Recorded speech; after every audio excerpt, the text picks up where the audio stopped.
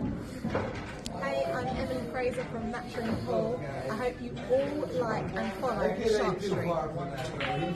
Hi, I'm Lucas Casaver. Join us on the Shark. Hello, I'm Jonas Soto, and join us on Shark Stream. Hello everyone, I'm Francisco Sanchez-Ruiz. Join us to the Shark Stream. Let's go! Hello, I am David Alcaide. Join us in Shark Stream. Hey guys, I'm Fedor Gorst. Join us on the Shark Stream. I'm Christina Tkach. Join us on the Shark Stream. Hey guys, it's Jason Georgiev. Join us on the Shark Stream tonight. I'm John Moore. Join me on the Shark Stream. Hi, I'm Savannah Easton. Join us on the Shark Stream. Hi, my name is Georgiev, and you can join us at the Shark Stream.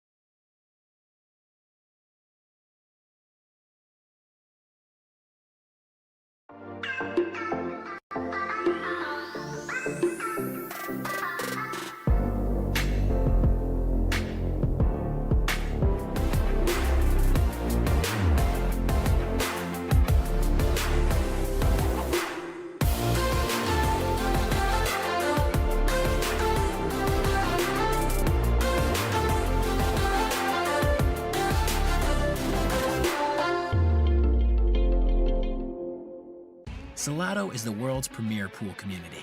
Playing your friends has never been more fun. Raise the bar with Salotto so regular practice can become real pressure. With monthly prizes and cash payouts, Salotto brings pool to the people. You can even submit match results to Fargo Rate through Salotto if you want, but you don't have to. Your race, your place. Make your matches count with Salotto. Download now and get started. No minimum play per month.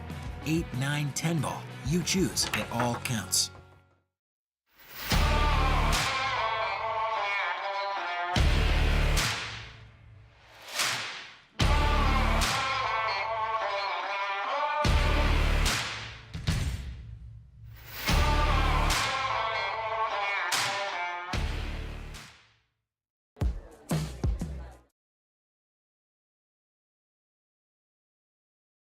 All right, guys, this is Brian Brennan in the booth, bringing you live action from the 2024 International Open in St. Augustine, Florida. We have stage 2, round 1, so I think it could be technically called round 8, but stage 2, round 1, we're down to the top 16 players out of 128 that have entered this tournament and the 9-ball International Open. We're going to be bringing you our feature table today. Is going to be Fedor Gorst once again playing against Niels Feijen. I hope I didn't mangle that because the commenters in the last broadcast kind of skewered me a little bit for mispronouncing a name, but we're also going to be checking in with David Alcaide and Wiktor and Zielinski. And we're going to check in on Francisco Sanchez-Ruiz, aka FSR, versus, and I hope I'm not going to mangle this one, Pijus, Pijus Labutis, Labutis. That's going to be on table 2, and we're also going to check in occasionally with Lee Van Corteza versus Georgiev on table 6. There are 8 tables running. One is on the main Simonis arena. That's going to be Carlo Beato versus Tyler Steyer. And if you're interested in checking out that match, I highly encourage everyone that's tuned in to check out the link on the bottom of your screen, digitalpool.net/AccuStats.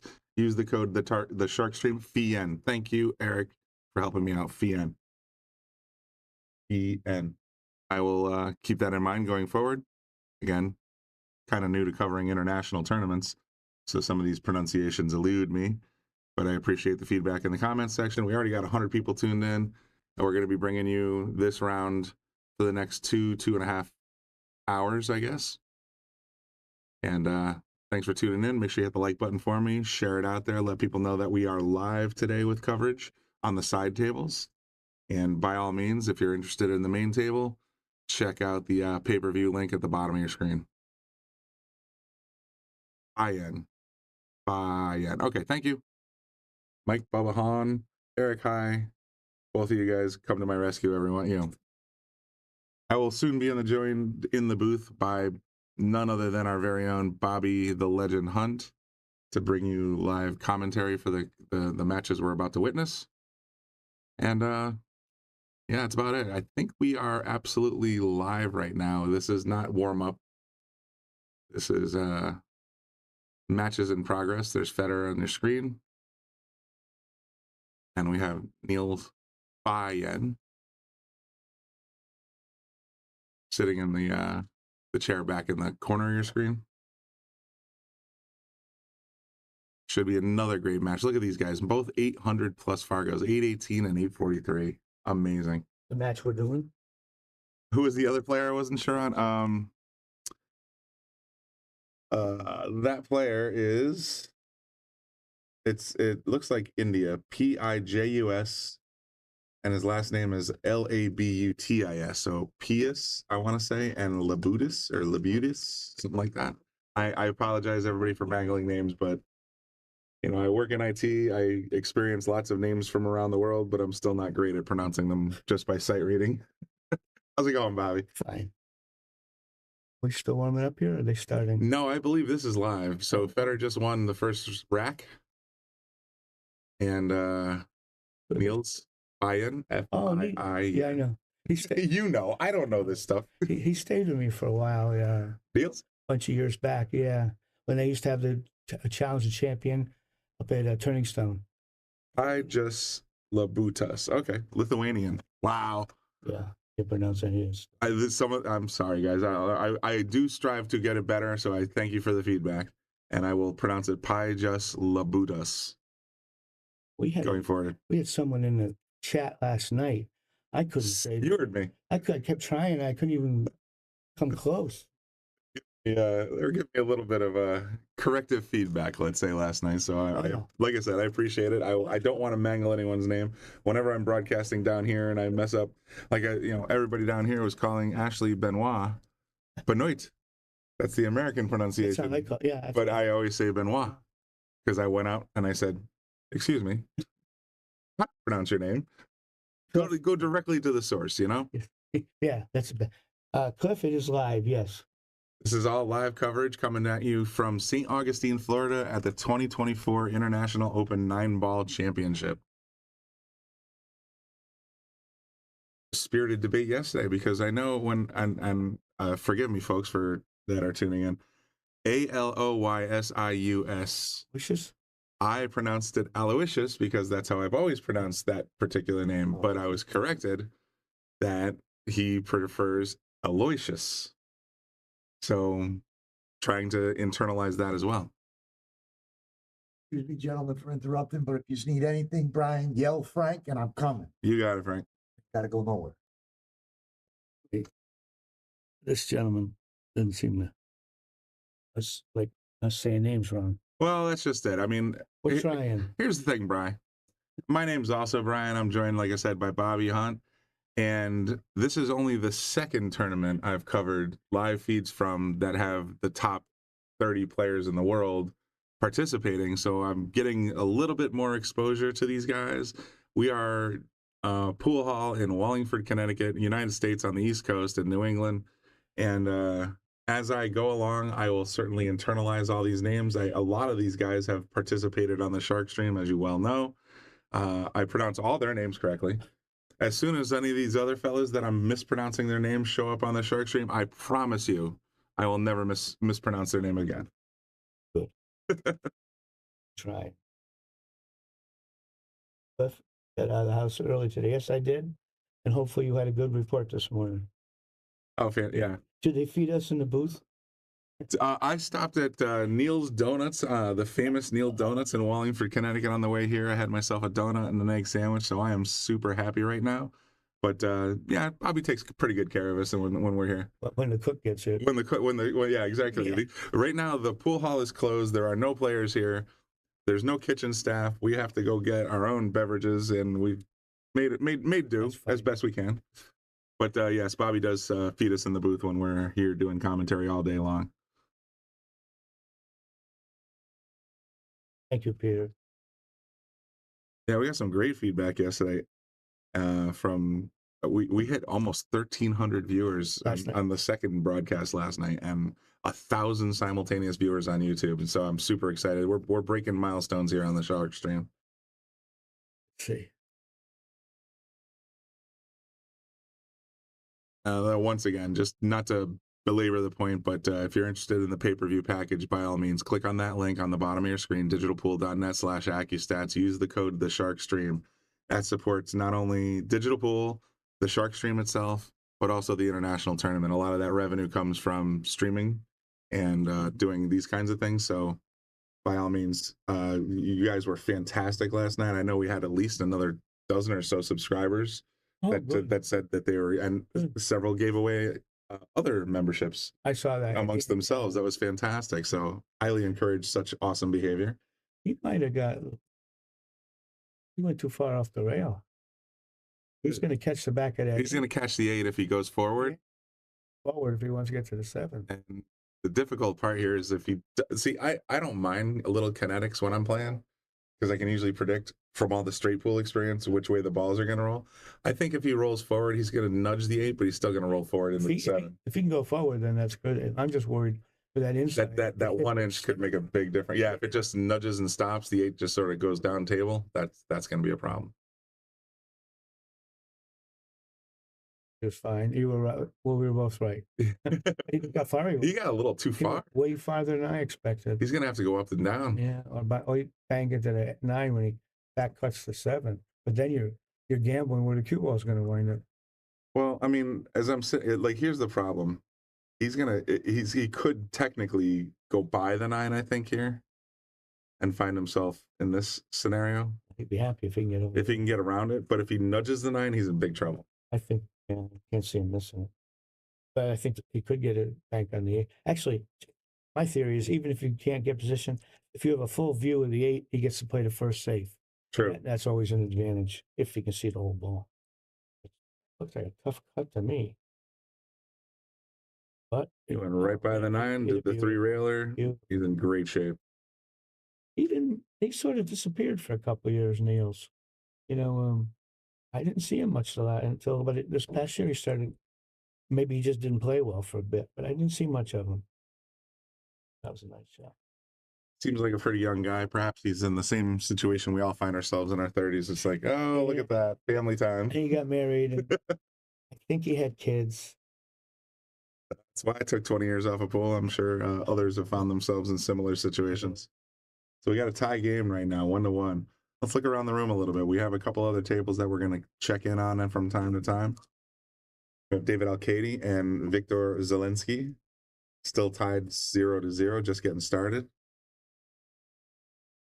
Paco Sanchez is. Paco is Christian. Christian, he's calling from work. He wears a T-shirt that says Paco, and I never got it until this very moment. We also are going to check in on FSR, Francisco Sanchez-Ruiz, and I'm going to go scroll back just to make sure I pronounce it correctly. Labutis. Labutis, according to the commenters. Pijus, we got one Scott says Pijus and one says Pijus, so I'm still going to screw it up. Pijus is apparently the one we're going to go with by popular majority. They are tied 1-1. Finally, on our 4th feed, we're going to do LVC, Levan Corteza. I picked it. Versus Georgiev. And Lee has been just dominating this tournament so far. I think he's gonna. I mean, he's down 1-0 right now, but he's taken out some pretty big names. Every event he plays, I pick him to win. Yeah, when he's in America. Oh, he's been fantastic. He's player. Been a quiet, great player for 20 years that most people don't even recognize him. Beat Fedor pretty easily in the first round or second round. That was it. He's the one that sent Fedor to the 1-loss side, and Fedor's still hanging in there on the top 16. But it seemed like he was struggling a little bit, had a little bit of trouble with Jeremy Sosi. Loved the fact that Jeremy Sosi held up so well against him. Don't get me wrong, and also Jonas Soto Camino, another fantastic player, sponsored by the Shark Stream, by the way. So I encourage you to go check him out on Facebook and check out his videos. Having said that, he did defeat Jonas 10-8. As well. That was a good match. Very good match. Jonas came out. It just seemed like Jonas at that last inning when he took that tough cut and he hit it really hard. Yeah, it seemed like he got frustrated and threw it away. That's what it looked like a give-up stroke to me. It did feel like he's just like, I'm tired. Yeah. I'm going home. And he didn't even threaten the pocket. No. He was off by a diamond. Morning, Jessica. We're already up to 400 viewers. You guys are awesome for checking us out on a Thursday afternoon. And by afternoon, I mean 17 minutes afternoon. It's a rare occasion that you're going to see me and Bobby Hunt in the booth here at noon. Pool was really quiet. Big fan of coming down here at 3 o'clock before the leagues roll in. Play like after midnight when I would travel after all the regular people. All pool players are vampires at heart, so you know I get that. So the action doesn't start until everybody goes away.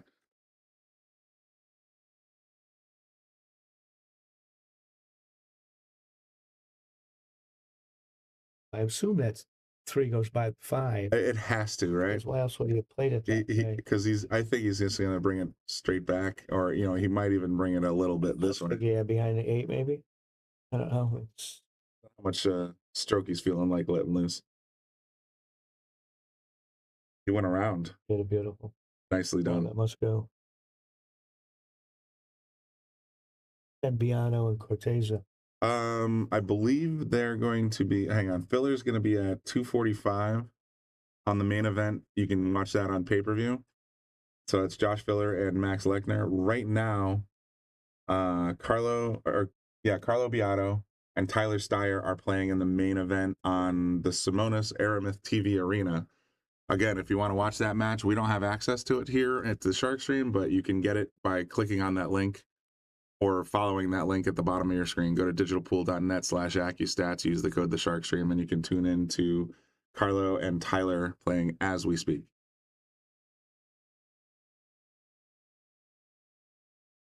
We're gonna have constant matches all day, or will there be a break like last night? There's probably my understanding is that the next scheduled match other than the arena will be again at 4:45. So we'll probably take a couple hour break between. There's nothing we can show in the meantime. I mean, we can show some pro-ams, but if you thought I was mispronouncing names now, then just wait until we watch a bunch of people I've never even seen or heard of before.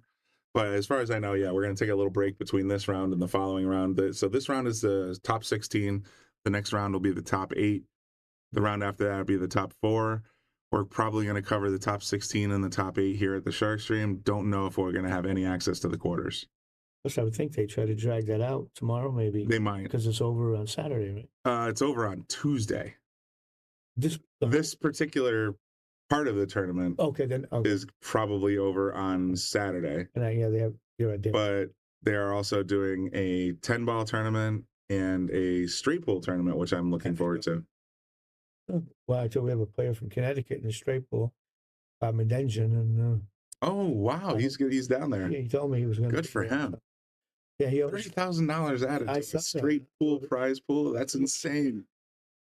I mean, it's not insane. We need more money in this sport, of course, but I don't think I've ever seen that kind of money added to a straight pool tournament. I played a couple World Championship straight pool and 2,000 or 3,000. You got a couple grand, you were happy. One thing about Niels, he hasn't sped up much. Well, I'm not. Jessica's, is it afternoon if you haven't slept yet? No, I guess it's still morning. No, I actually went to bed at 4 o'clock in the morning. I don't know why I stayed up so late, but I was talking to a friend and sort of watching a little TV, and next thing I know, it was 4 in the morning. So did you watch Lucas's One Pocket? I did watch Lucas's One Pocket, and yeah, it's heartbreaker that the kid lost, but you know, he bit off a little more than he could chew, I think, last night. Shane was looking pretty sharp. Did they play another set? They did not follow it up, but they who knows? They're still there. Oh yeah, they'll be there for. That's what I'm saying. They're still there. You might see them again tomorrow or today. Depends how much the backers have.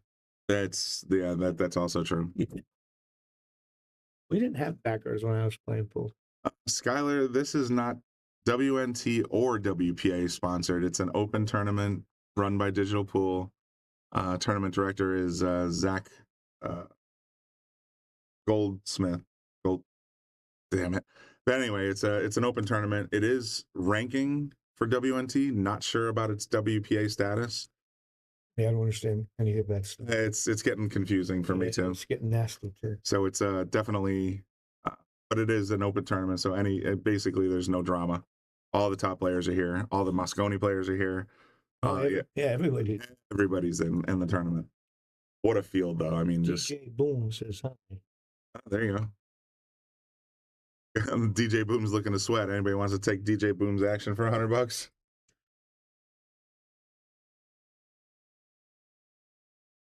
Big Red Beanie's back. Yeah. All right, we're tired of talking about strip clubs. Big Red, just saying. Oh yeah, we talked to him quite a bit last night.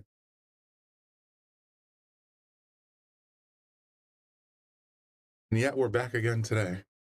Look at these numbers. This is crazy. We got 700 people already in the daytime. At noon. I know I have nothing better to do, and I know Bobby has nothing better to do right now. He'd be at a pool hall even if he wasn't at this pool hall. Yeah. So, what's all your excuses? It's lunchtime. Maybe they're just having a lunch break and decided to tune in. A little piece of paper. I want to give you my cell phone. Gotta have a look at Bobby. You can just call me.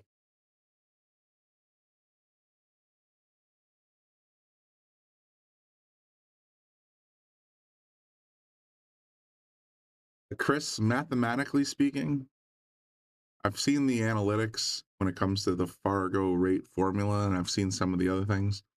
I don't think you're ever going to see anything over 900, to be honest. Maybe not in our lifetimes, because everything's relative. So if an 850 beats an 851, that 850 probably isn't going to move a point.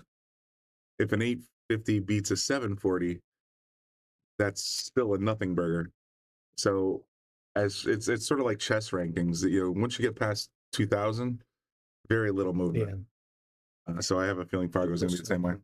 Oh, sweet. That way, if I'm not here, you can get me. Okay. Sounds good. Thanks, Bob. As long as I don't always have it turned on, but. Yeah, no, you told me that. I get it. All right. But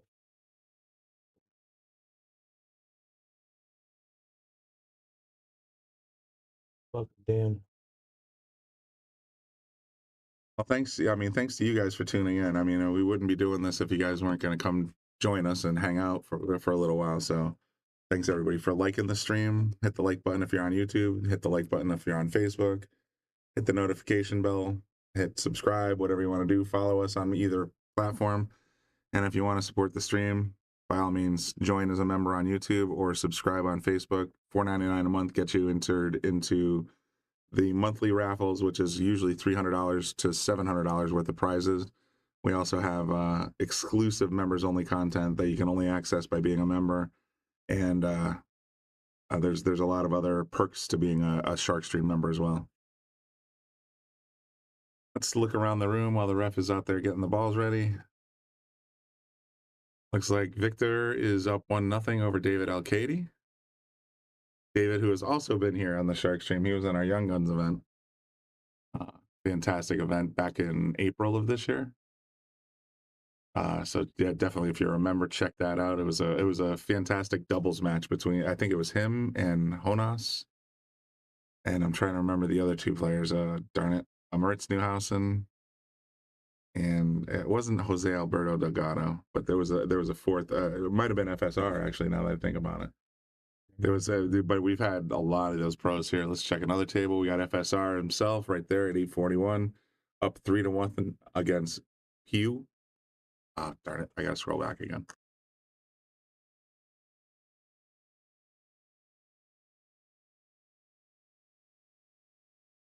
Pijus. Or Pijus. I mean, there's still, Pijus. I think it's Pijus. Pijus. That sounds very, good. Correctly. Yeah, he's down 3-1 against FSR. FSR having a very strong showing in this tournament as well. And we look forward to seeing FSR in the Mosconi Cup in a couple of weeks. That's good. Well, as a U.S. fan, not as excited about FSR, but I get it. You European fans, he's your guy.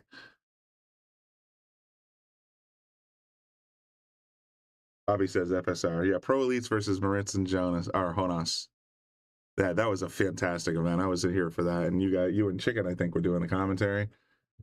Two guys playing Scotch doubles and working like they were one set of hands. It was fantastic to watch. Those look like Pijus. I got one more table: LVC, Levy, and Corteza. It's funny when you got three names. It just, FSR, LVC, SVB. You just sort of you bring it down a little bit. But he's tied 1-1 with Georgiev. And let's just go back to the main table. Can I get this? Yeah, I can barely see the names anyhow. A couple of names. Oh, we got a couple of people covered. Oh, that's RVP Gaming saying we got, whenever we have Fedor on the channel, I notice we get a load of players or fans from Vietnam. So going to see a lot of Vietnamese showing up in the comment section as well. I had a vacation in Vietnam for a year. You had a vacation? Is that what we're calling it? Yeah, it was my high school trip. But I didn't see any pool over there when I was there. It was a little bit of a different scene back then. They didn't even have electricity when I was there. Yeah.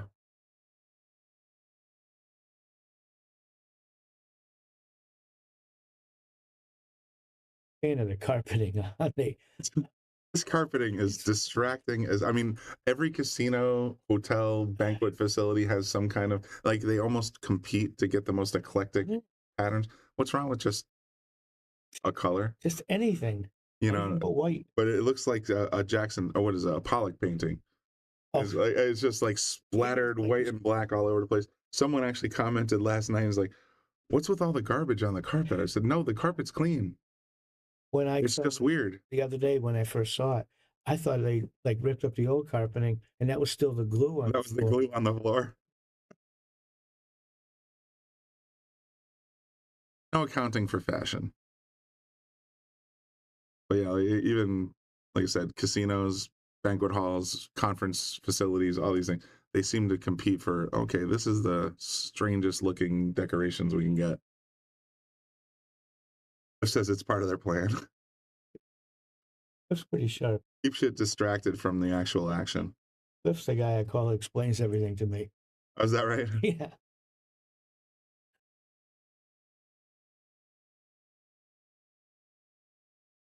Well, I'll tell you what. I mean, we got about 1,000 people in the comment section already, or tuned in, and looks like there's at least 5 or 6 people in the comment section looking to sweat it. Yeah, they're interesting. I'm kind of old school though. I want to pay when it's over, or collect, not get PayPal and things sent to me. Yeah, we're kind of relics in that. I see a lot of action matches down here. It's like, okay, show me your Venmo or show me your PayPal, and then money changes hands without actual cash. It's the strangest thing. I would have trouble with that.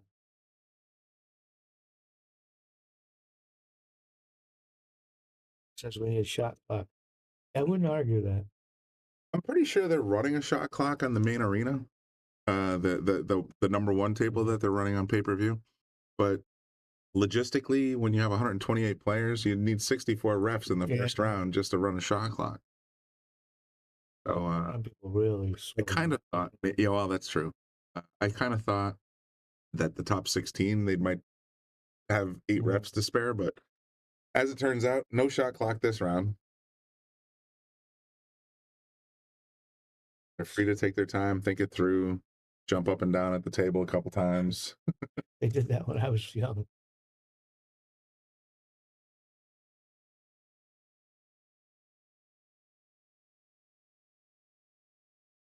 Jack's looking for tickets to the Moscone. I know that Moscone's website was still selling pages as of 3 days ago, or selling tickets. Don't know if they're sold out yet, but we're getting down to the nitty gritty. It's in the first week of December. 2 weeks from now. Yeah.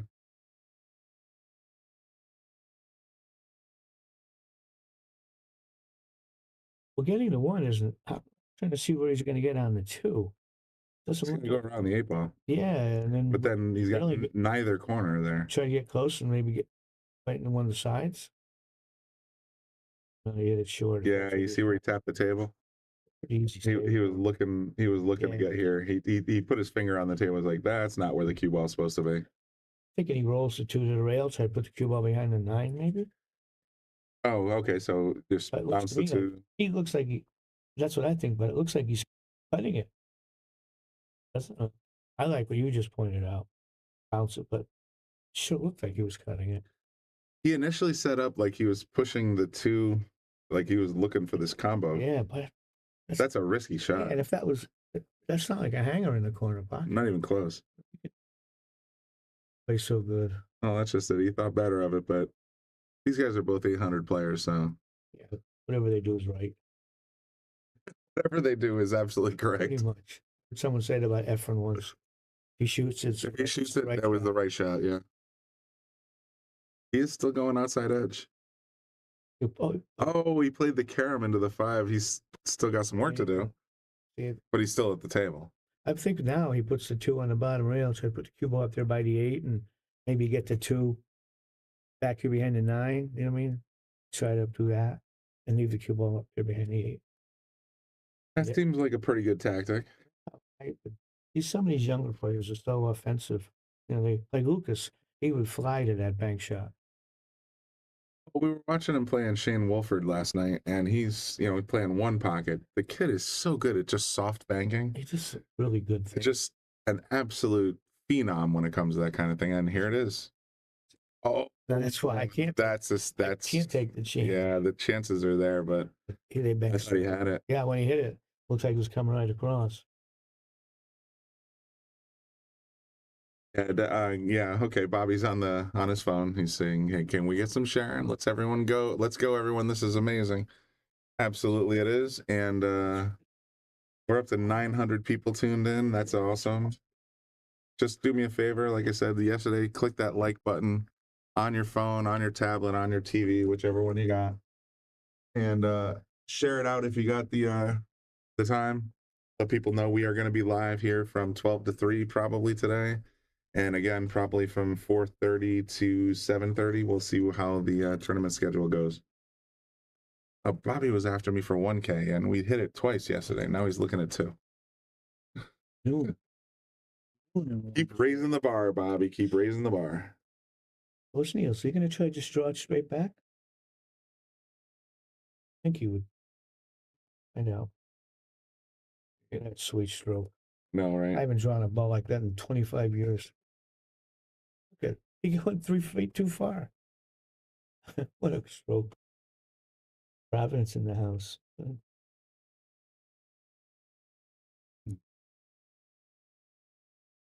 $222 for Moscone tickets. Yeah, I mean, anytime you have to go through a ticket reseller, you're going to get porked. But if if for some reason you were able to get in on the early website sales, I'm sure you got a reasonable price. Maybe even close to face value. Who knows? Looking here, someone mentioned Greater New Haven API. I know exactly who that is, and is lamenting not getting any work done. Somebody mentioned down 3-1. You got to take chances. I don't agree to take chances this early. Not at 3-1. If you're down 5 or 6-1, then you might want to take a shot or two. But I also look at different when if I was a pool player, if I get ahead of you 4 or 5-1, I don't take any chances. I want to, especially like a 1 pocket. I want to force my opponent to take the chances on bad shots. Right. Open it up for you. Yeah, because if you're ahead and you're taking a couple wild shots, now the guy's back in the game. I think you should play tighter when you get ahead. But these guys play better than I do, so they might see it differently. I mean, there's all kinds of different philosophies. Mine has always been something I learned a long time ago. Is like, if you're up 10-1 or you're down 10-1, walk up to the table like it's 0-0. Make your decisions. Just clean slate. Just make your decisions. Play your best. Don't even think about the current score because it shouldn't affect your decision-making process. It sure is hard enough. It sure does, though. Yeah. John Guy says he'd rather spend money for Derby City. Well, Derby City is more of like a Sturgis motorcycle rally than a pool convention. I love going to Derby City. Derby's nuts. It wears me out, but I really like it. I also get the sentiment, of course. I mean, if you're going to go for a party, Derby's where to be. The young man's, but I still like it. It's old. It's how pool was. What's he trying to do? Just to play it safe. I think he's just trying to lock it up in the corner. That was lightweight. That was a nice shot. I know he's trying to get over behind the 9-8. That was a well thought out shot. Reminds me of when we were watching Lucas and Shane play in one pocket yesterday. I mean, there's a lot of those tactical two railers, you know, where you just, the most important thing is where to leave the balls, not so much whether or not you pocket one. And that felt like a similar kind of shot.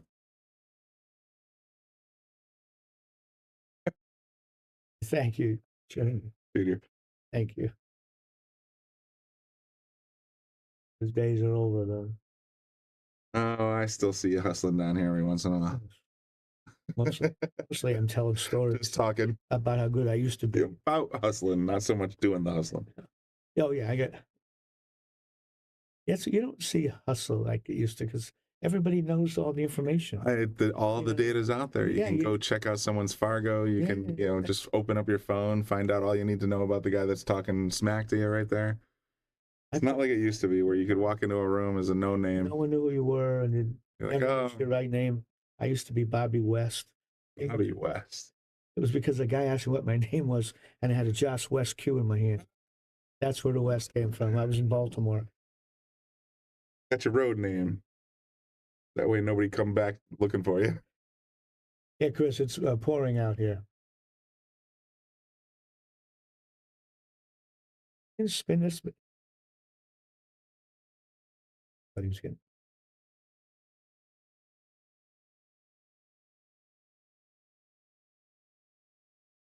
Yeah, the weather reports I got from St. Augustine was that it was going to be colder today, so the ball should be rolling faster. But I've also heard reports that it's raining out there, so that means it's more humid, so the balls are going to roll slower. Honestly, I've never gotten to the skill level where the weather affects how I shoot. If the door is open and you if the door's open, it might affect you. Yeah, that's hard. The great pool player of the Philippines named Santos. He hung around here for about a year, and he was better than I was. But one day, every ball he shoots, he spins it. So one day we were playing, and the doors were open. It was pouring out. It's the only time I ever really beat him because his spins. Because the spin wasn't. It was just glancing off. Yeah. But he's the most. I never saw anybody spin the ball more than he did. Yeah, there's a lot of guys that I was coming up with. I mean, NAS Step's a good example, but there's a lot of these guys that they can't not use English or draw or follow. Like center ball is the last the last chance. Oh, Fedor. I'd like to see that one again. Enough. The roll back. Watch. How did he get that much spin on it? Yeah, went straight in. Yeah, he caught the outside edge, had a lot of right English, and it just went straight in the side. Why they're not rolling well when that happens? Maybe it's the cloth is a little grippier than it was yesterday. Who knows? That took off. Table 19. Sorry, Vincent, I don't have 19 today. I got 1 through 8, which is where they're doing the top 16.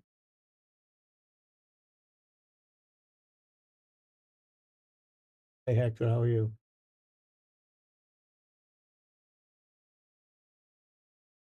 Hey.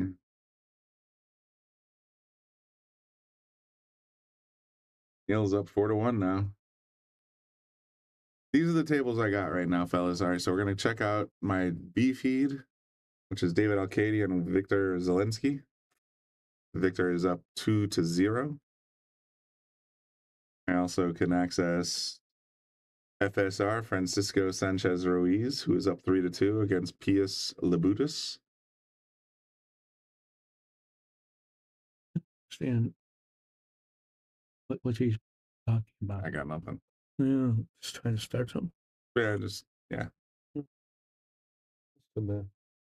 well, UConn Ed says it's raining in San Augustine. It's raining in St. Augustine. Okay. It's not raining in St. Augustine, so it's dry but cool. Oh, you're right. I got it back. Craig, you're absolutely right. If you go to digitalpool.net, just like you see on the bottom of your screen, you can check out the pay-per-view package, but you can also check out the bracket, the live scoring, the player list, the payouts, all that good stuff is in there. I'm thinking he banks this towards the 6 if I put the cue ball behind the 7. What's the intention? Yeah, just a little short. But I think he's going to get the worst of this, though.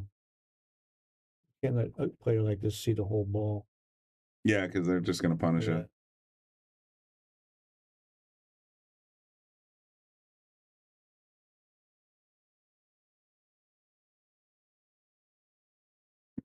Polish power, polka. Polska. Okay. Let's see. Looks like he's jacked up the bank hit.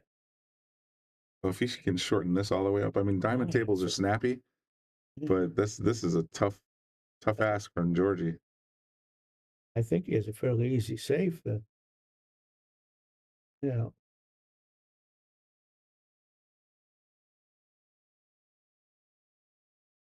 Off the 8. Wow.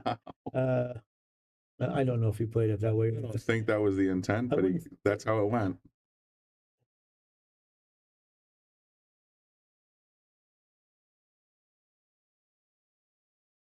He kind of fist pumped on that one. Did you see that? Oh, maybe he did play then. Yeah, he might have. We're back to our main table. We got Niels and Fedor playing 4-1. See, Fedor's like it's interesting I mean, he's one of the top 20, 30 players in the world. If he's playing, and but it feels like we've been covering him a lot here on the Shark Stream, on the side tables. He struggled a little bit against Jeremy Sosi, but eventually won 10-8. He struggled a little bit against Jonas, eventually won 10-8. He played another match last night, and he didn't win as decisively as you might have thought. And now he's down 4-1. Yeah, I wonder if sometimes they play too much. Yeah, there were a few people in the comments section saying something similar. It's just like, he needs to take a break. But look at all the other sports. Players take time off. Oh yeah. Well, that's one of the fundamental problems in pool playing. You got to play 52 weekends almost just to make a living. Yes. So taking 20 of them off just ain't an option. But I think you got to get worn out sometime. Totally. I mean, get a little R&R, enjoy your, just unwind. But who can say what's in Fedor's mind right now? He's a fantastic quality player. He's and to someone else that commented last night, it's not the guy that you got to worry about that just makes every shot. It's the guy you got to worry about that just when he's not playing well, still comes through. And so far, that's been Fedor in this tournament. And struggling but winning. In the booth the other night, someone was talking about that he likes to practice multiple hours every day, and he can't do it at this event. Yep. And it bothers him. He feels like he's not getting enough table time, even though he's playing 4 or 5 hours a day. Yeah. But he needs more time than that. Well, he must love the game too. Oh, he obviously does. Yeah.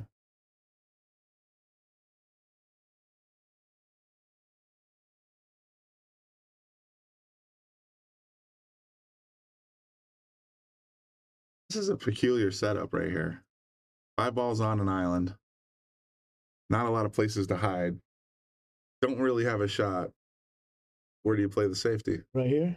Yeah, I'm trying to think of it. Here, the right side of the 7 or whatever, 5, I guess, up there. Yeah, this is the 5. And I try to come down between past the, whatever the solid here. No, I would try to do 2 rails. Oh. Here, catch this rail and come across. The 5 will end up somewhere here, and you got a couple balls. You get a couple blockers there, the 7 and the 8, it looks like. It might not work, but you got chances this way. Yeah, pick up the second rail. He doesn't want to hit that one, though. Yeah, that contact kind of messed it up a little bit. But that's what I saw. It's the right idea. But I think he got a little too much right and just ended up shortening up the rail. That would, and if the tables are wet at all, that would really shorten up. Ash says Ashley likes to practice a lot too. She works on her game all the time. Ashley Benoit, yeah, she's definitely someone to watch. She's been skyrocketing in the tournament scene for the last 6 months that I've been following her. She's doing very well. Traveling, doing her thing. She works at it. And she does come down here for her list match. She's in our number 5 spot for our list. That's pretty when she does come down here, if she's scheduled for 7:30, 8 o'clock, she's here at 4:30. she just comes down and practices, gets in the groove. You gotta admire her dedication. Jeremy, it's Brian Brennan and me, Bobby.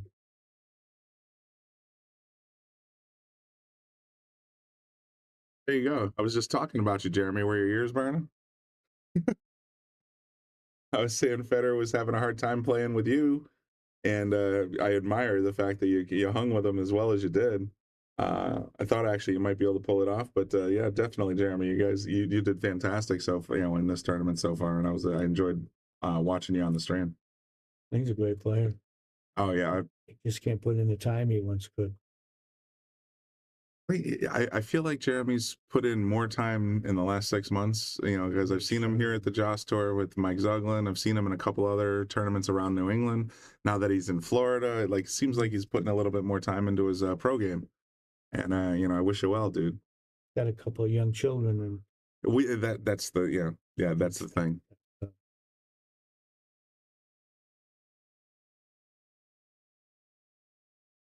All right, Gorst, bringing it back to 4-2. Nice, we don't even have to keep score, huh? That is kind of a thing. I have to sort of, especially later in the sets, remember to turn off the scoreboard because the live feed is 30 seconds ahead. Told me that last the scoreboard is like 20-30 seconds ahead of the live feed. It's a technical glitch, and I'm sure Zach will work it out for us. But here's something I like that they're doing with the referees. They're having the matching shirts. Oh, I was commenting on that yesterday. I was like, oh man, even the refs got solid jerseys. That's a nice. You're gonna put in the time for the tournament. Yeah, I want a jersey. Yeah, I think it's, and what I like. It's like such a class. They're not taking 10 minutes to rack the ball off. They're Johnny on the spot, man. I think they're great job, and Pat, Pat does a great job anyhow. Let's do another little quick score update as our referee is getting the balls ready. 2-2, Wiktor and David. So still a close match there. 3-3, another close match, Francisco and Pijus. Another thing I noticed about these players, none of them have any body fat. Yeah, there's not a lot of chubbers like myself, just sort of. I mean, I'm just saying, these guys, it's like golf too. The other thing, you used to see like John Daly and some of the old pros. They got themselves a little beer gut on them, man. It's not like that is now. They're all going to the gym. Finally, we got Georgie up 3-2 against Lee Van Corteza. Lee Van Corteza having a very dominating performance so far in this tournament. So we'll see how that goes. Travis Lynn's asking, why hasn't Jeremy been in Moscone for as well as he played? Yeah, there's a lot of people wonder that. Wonder that too. Yeah. I mean, he's a couple times he was like number 4 and he got past. That was pretty poor. I mean, it's top 3 are seeded based on earnings. Yes. But then the next 2 are at the discretion of the captain, right? And if the captain's friendly with one, captain's got a buddy or whatever. It's just there's reasons. And if I was captain, I could put my friend on there too, if I could. You have to understand that kind of friendship and loyalty, but at the same time, you're like, we want to win. USA. Let's bring the best in. We'll see what happens, though, this year. I think USA's got a good chance at taking it down, given the changes that have happened in the lineups. Yeah. So, but you never know. Europe's been very dominant for the last 3 years.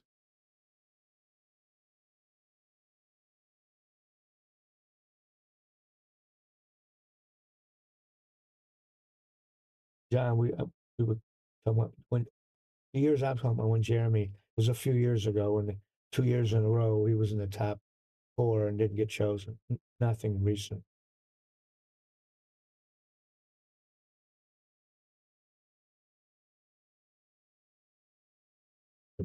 Prop Joe, okay.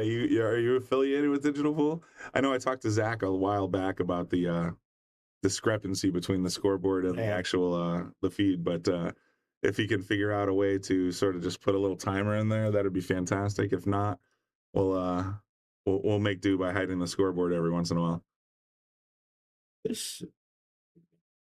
Like this shot, because even if you make a great shot, which he did, you can't get him the next ball. Yeah. You know what I mean? If I was, He's stuck on the 3. yeah, you weren't going to get back there. One ball at a time, Bobby. You just. Well, it's great the fact he even made the ball. That was a fantastic little jumper. I think if you're going to shoot that, you might have overcut it, so at least you had a chance at playing it safe with it. Mm-hmm.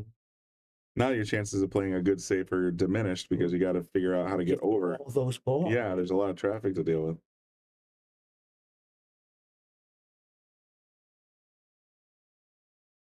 Up again, and my hand like. Here we go. So he is jumping again. Yes, he is. He's probably going to try and stop it right there behind the 9. If he's going to start, yeah. And just shoot the 3 up table. Yep, he hit it perfect. And it came out. I think he's going to be okay. And shit. Little rail first might work here. You know, I don't know him at all, but he seems a little lackluster today. You know. Better? Yeah, I don't know why. It seems like something's missing. Might have that same spring. Yeah, something.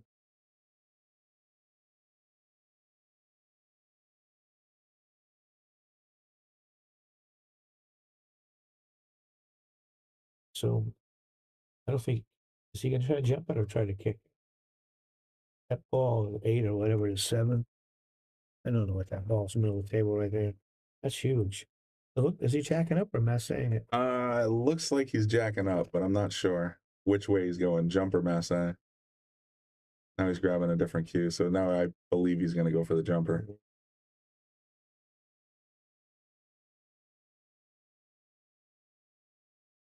Says American teams wear Trump wigs. We're not going down that path, Chris. You definitely don't want my thoughts. Well, let's see if he makes this. Let's talk pool. The 5, how you going to get it? Wow. What a shot. He just smashed it right in there, too. Like it was a hanger. Watch this. Pops right over, smashes it in the corner. And, you know, these are 4.5-inch pockets, but that's by no means a big pocket. And it just drilled it right in there.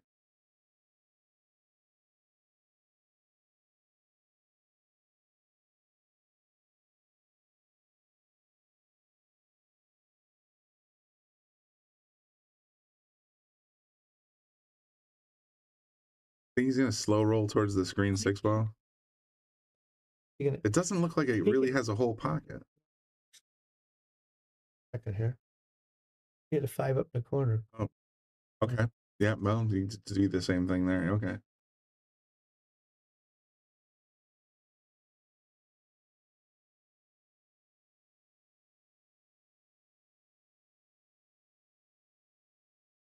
At 2.0 is on table in the top 40 in the 650 and under. Is a guy that came up with Lucas here in Yale Billiards in Wallingford.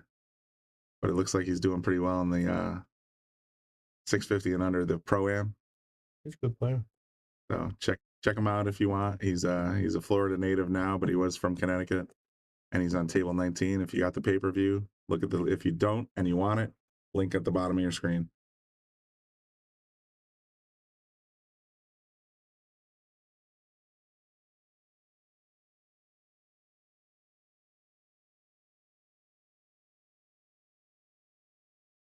This man doesn't make many mistakes. You know, once he gets open. Yeah. First time I met him, I tried to give him a ball at one pocket. Didn't work out the way I'd hoped. It has to be 15. It's like not much when you're giving up one ball, but in one pocket, it sure is. Especially when a guy makes everything he looks at. I got even stayed with me for a week, and I sent him to a couple places, so I got my money back. You got your money back? Yeah, you know what? So the phrase goes, can't beat them, join them, right?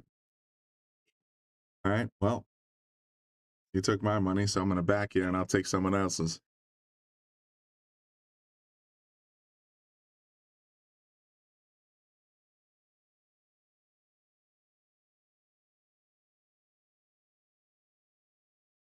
All right, Niels is up 5-2. Fedor's got a draw in the well here a little bit. He's struggling, and this is single elimination now. So I believe it's single elimination. I should probably double check before I say that. Stage 2s are typically singles. Let's get our facts straight before I start talking. So stage 2. I'll put the link in the brackets section, or I'll put the link in the comments section so people can check it out as we go along. Yeah, it's a single. Top 16, top 8, top 4, top 2.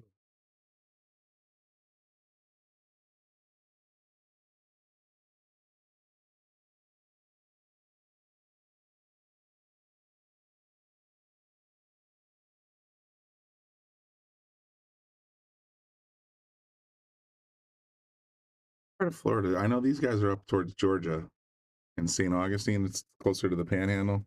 I wonder where the Moscone is. It's probably closer. It's probably in Orlando, isn't I'm it? pretty sure that's. I have a couple of friends going down.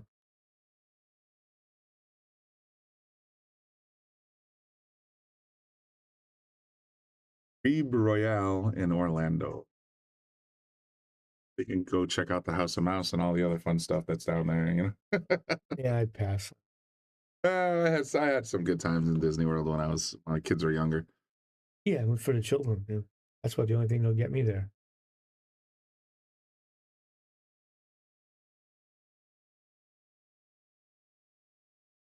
Yeah, Michael, I agree that the northern part of that trip is tough. Well, New England traffic is kind of once you get past New Jersey, it's actually not bad. Yeah, when you hit Delaware, it seems to start flying. Then you can just open up and go. But as always, be careful in Georgia, Connecticut drivers. Just saying. I got a few tickets. Personal experience.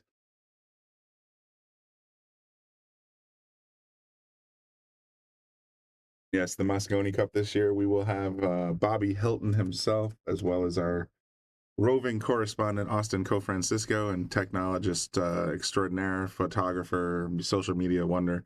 They'll be down there for the Moscone Cup, and they'll be talking to the players. They'll be talking to the fans. They'll be doing some exclusive interviews. All that will be available on the Shark Stream as well.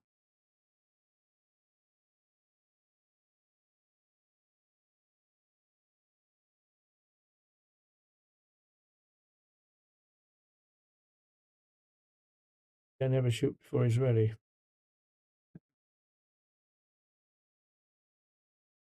We all have our routine, our shot setup routine, but some are longer than others. Just the way it is. Yeah, he cut it right in there. I mean, he took the whole pocket, but he got the speed. He's got he's in good shape here. I didn't realize he couldn't get past that 6. I thought it was straight in. So I take back what I said about him being slow.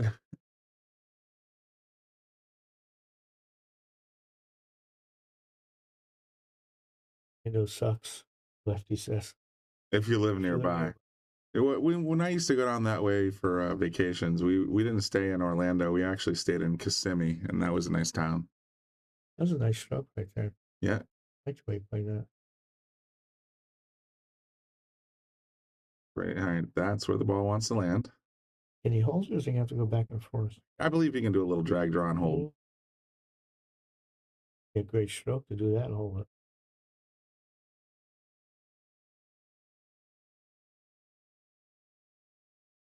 Just enough draw to make contact. He got a little further than I thought he would, but he played it pretty firm.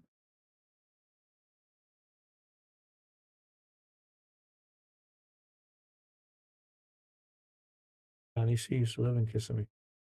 Yeah, I found it to be a really nice town, and I enjoyed staying there when we'd go down to Disney World with the kiddos, and Lake Buena Vista was our timeshare, but we spent a lot of time in Kissimmee. I used to golf pretty much daily at the Kissimmee Golf Club over by Willie Nelson Drive, believe it or not.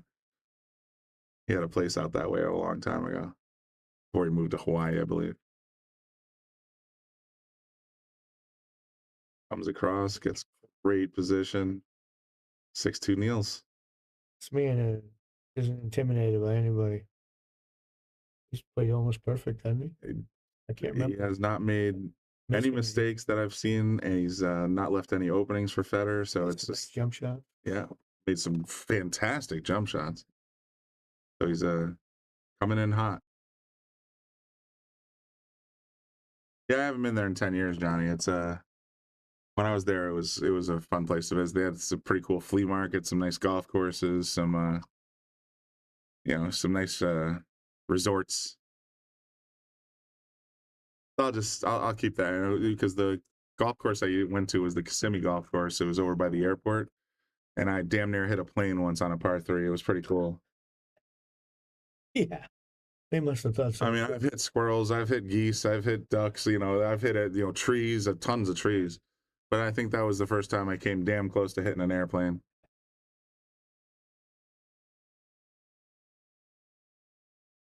Let's look around while our ref is taking care of table A. We got David Alcaide down 2-3 against Wiktor. These guys are kind of they're not. I wouldn't say they're playing slow, but I figured they'd be a little further along in this match by now. 2-3, yeah. We got FSR 4-3 against Pijus, Labutis. They play 5 rounds. FSR's at the table, kind of studying. At least these guys got they got 7 racks in. We're an hour into the tournament, or hour into the round, and here's another one. We got 7 games. Leave-in Corteza, who, like I said earlier, has been very dominant in this tournament, is down 5-2 against Georgie. Georgie having a hell of a day so far. So he's jump one more right now. It looks that way.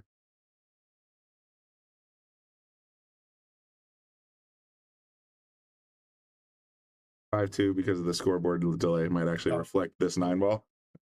Having said that, though, Georgie seems to be having a great performance so far, and fantastic. He's one of our.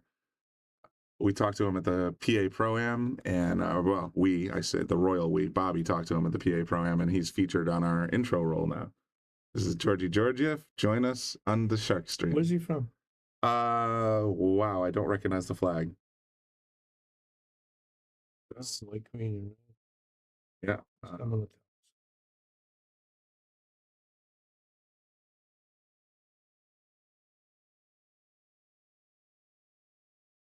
He's not. All right, so the Georgi Georgiev is apparently common enough. There's a football player, an alpine skier, a hurdler, a judo champion. I thought there'd be one.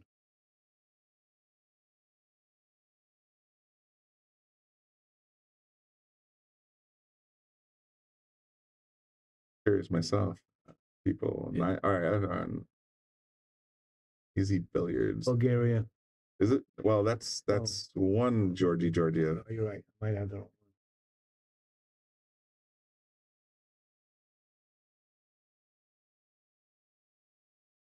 It's definitely him, He's but staying in California.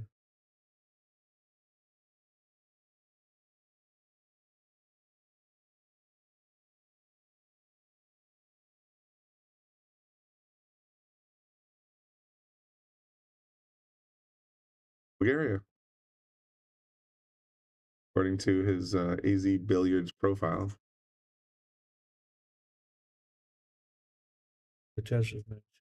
And to the comment section. Let's go back to our main table. Ooh, wow. He's trapped up. That's a crazy safe right there. If it's not a crazy safe, it's just an incredibly fortunate break, but I gotta believe that was a safety play. Look at how close that cue ball is to the 8, yeah. What he's looking at. Can he get far enough on the rail and get past it? It seems like he's staring at this with some English. I need a lot of it. He's hitting down, so he's definitely needs a lot of saw. Oh, wow, he went too far.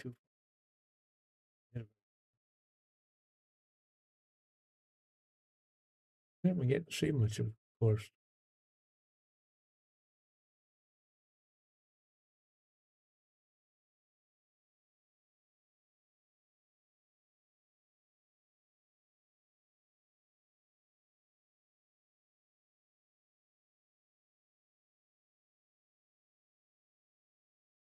He was planning on getting on the 2. I think you have to play the 2 up top. I don't know.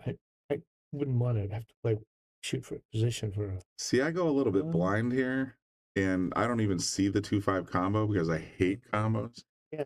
If it's me, I'm doing exactly what he's doing. I'm gonna try and roll up short of the 5. Yeah, I don't want to shoot a combo. That's where I would like to land. If I had ball in hand, that's where I'd put the cue ball. So that's what I'm thinking he's going to do is roll up towards the 5, but try to stay with an angle to get on the 3. Perfect. Cool. Little sharp. Little sharp.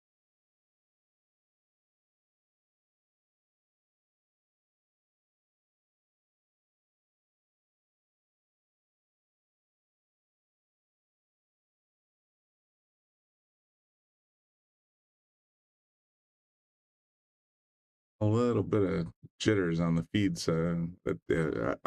It's just probably the internet connection down there in St. Augustine, but it's weird because every once in a while these guys will go in the tank and start thinking, and I start to wonder, are they just not moving, or is the stream frozen? Yeah, I've done that 100 times. What a beautiful shot. Played it with just the right amount of speed to get on that 3-ball. Walker, someone who has one eye. Gorst? Yeah. You only need one good eye to play.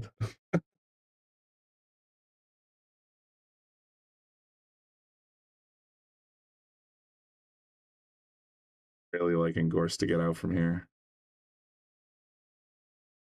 You got the wrong angle on the score ball, though. It could make things a little tricky. Gonna go back and forth, and with the right outside English, nah, not a problem. Forget who I'm talking about every once in a while. He plays with Q-Tech, doesn't he? Not 100% sure. Looking at his jersey. I was trying to see that. It looked like a brown Q. I don't know, my Niels. That's why he has his head a little off center over the Q. Niels only has one good eye blind and the other. Is that for real? He has no depth perception? How do you play pool at this level? A friend of mine, a guy who had a lot to do with influence on me, had only one eye. And he told me long shots didn't look long to him because there's no depth. There's no depth perception. So he was a great player anyhow. Oh, I mean, I always remember that he said long shots didn't bother him. He's playing with a Viking. So here's the strange thing. So ever since I was in high school and when I was younger, 18, 17, something like that, I had surgery on my sinuses and it's left me permanently cross-eyed. You don't see it because it's like a 1 degree angle. But when I'm looking at a ball that's 6 feet away, I see two balls. Really? And it's tough. It's tougher for me to process where the edge is, which edge I'm perceiving. Yeah. But eventually you do adapt. You just sort of figure it out. Better makes one back here, 6-3.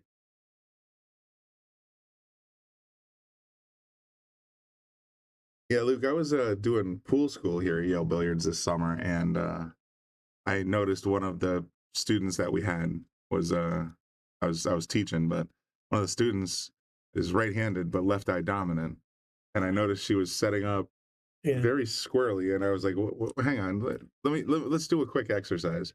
And I had her do the thing where it's like, look at a spot on the wall, circle it, and then close one eye, then close the other, and tell me which one's still in the circle. And she's like, oh, my left eye. It's like, so you're left eye dominant and right-handed. You're going to have to set up quite a bit differently than a right-handed player with a right eye dominant, because you want to sight a cue like a rifle. You want to be over the cue. You don't want to be to the side of the cue. You're going to have this weird skew. And Niels is to the side, and he still compensates just fine. So what? You and I play the same way. Which eye would be dominant for us? I'm left eye dominant, but I'm left-handed. But so it's one of those things. Like if you were to like you said, pick a spot on the wall. Yeah. Pick a spot on the wall, circle it with your finger with both eyes open, and then close one eye, then the other. Whichever one is still in the picture, that's your dominant eye. Niels.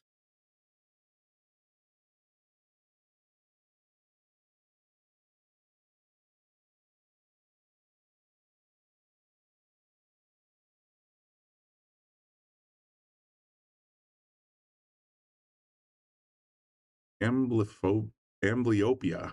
I've never heard that term before, but I'll keep that in mind. Yeah, it's a very strange. I mean, for me, it's strange. Michael said very well said, Brian. Oh, there you go. But you know, it's strange. There was I mean, without going off too far on a tangent, but I read a study once of scientists that actually put prismatic glasses on a set of what's the word? Set of subjects in this experiment. The prismatic glasses were designed to flip the image from from right side up to upside down, so they were perceiving the world upside down through these glasses. And the experiment basically showed that the brain, after 2 days, was able to invert the image mentally, and they were able to see just fine, function just fine, while viewing the world through upside down glasses. The funny part about that experiment is then they told the subjects to remove the glasses. And now without glasses, they were seeing the world upside down because their brain was auto-correcting for the upside down image, and they couldn't function, they couldn't write, they couldn't, for another 2 days before the brain rewired itself for those images. So to that point, if you do see double, yes, you're correct. Eventually your brain will say, okay, here's how to compensate for that and perceive the world correctly. Amazing brain. It is weird how our little gray matter works. As long as it gets the job done and you keep killing it with alcohol every once in a while, it's all good. That was a Homer Simpson quote. All right, brain, I don't like you, you don't like me, but let's get through this and I'll go back to killing you with alcohol.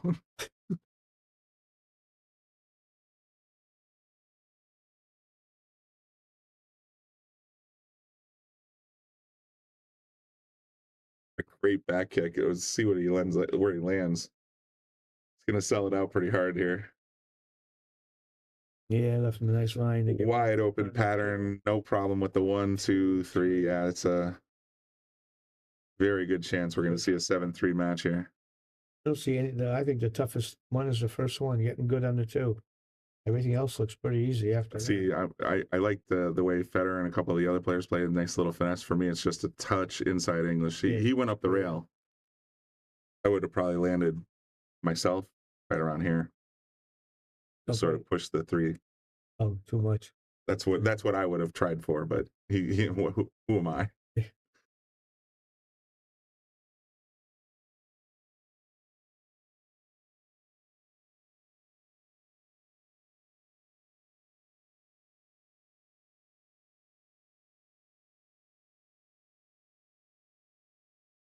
Luke, I think it's just one of those fantastic things. Whenever you have some kind of issue with your person or your body, mentally, physically, whatever the case may be, somehow we all just figure it out, adapt, move forward.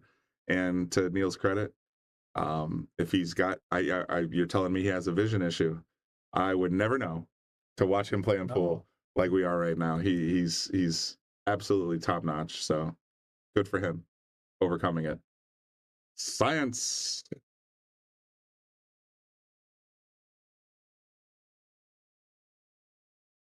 That's a sure. Kill it with alcohol. I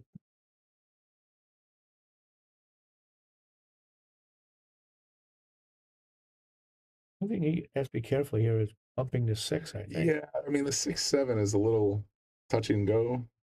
I like getting past it. Yeah, he's got no problems here. Nailed it.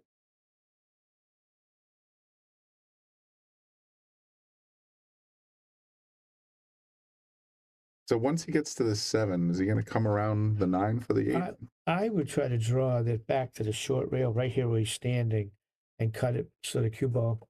No, I wouldn't want to cut it. The cue ball goes this way. Oh, you're going to go inside? Yes. Well, because that green ball will be gone. So it's not an issue. Green ball would be gone, and then, yeah, you got that I like approach shot. Yeah. Looks like Niels agrees. I've been remiss on getting rid of the score overlay and the spoiler alert. But I have a feeling that Niels is going up 7-3, just saying. I've been missing anything. Seems to have gotten out every time he's supposed to.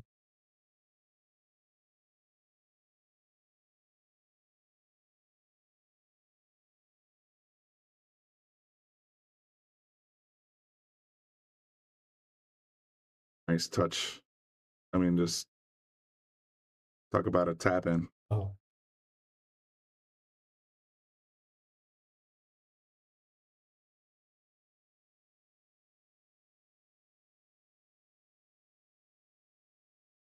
And Neil is getting off to an early start against Fedor. Yeah, I don't think he made any mistakes. No, he's been playing absolutely perfect pool, I think.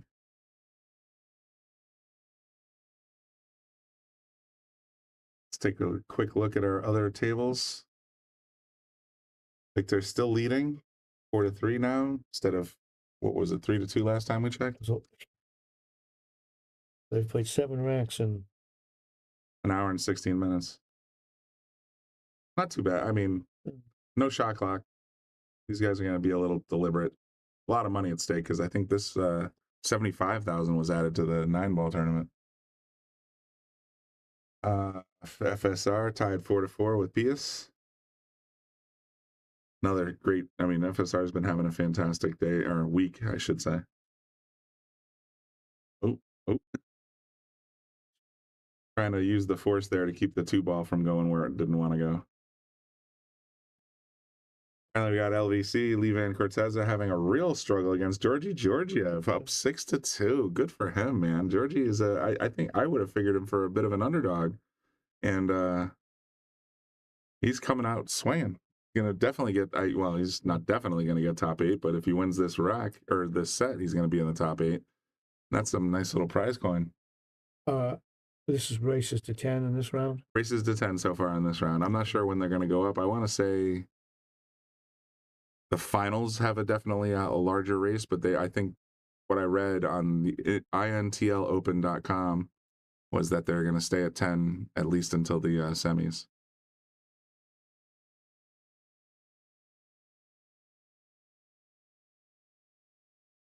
Yeah, back to our main table.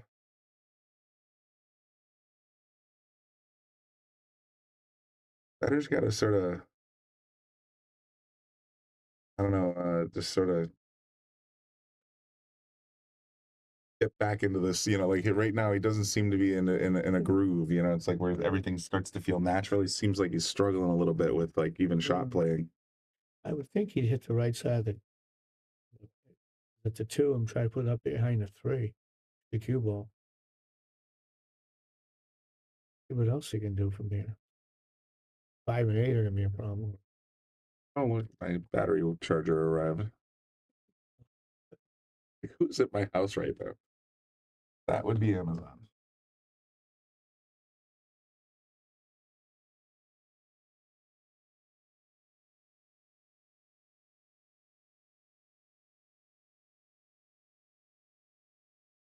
I mean, I'm just sort of catching up a little bit on the comments, and people are still talking about eye dominance and handedness and everything else. I mean, I'm ambidextrous. I do same as Bobby. I write left-handed. I shoot left-handed. I throw darts left-handed, but I bowl right-handed. I golf right-handed.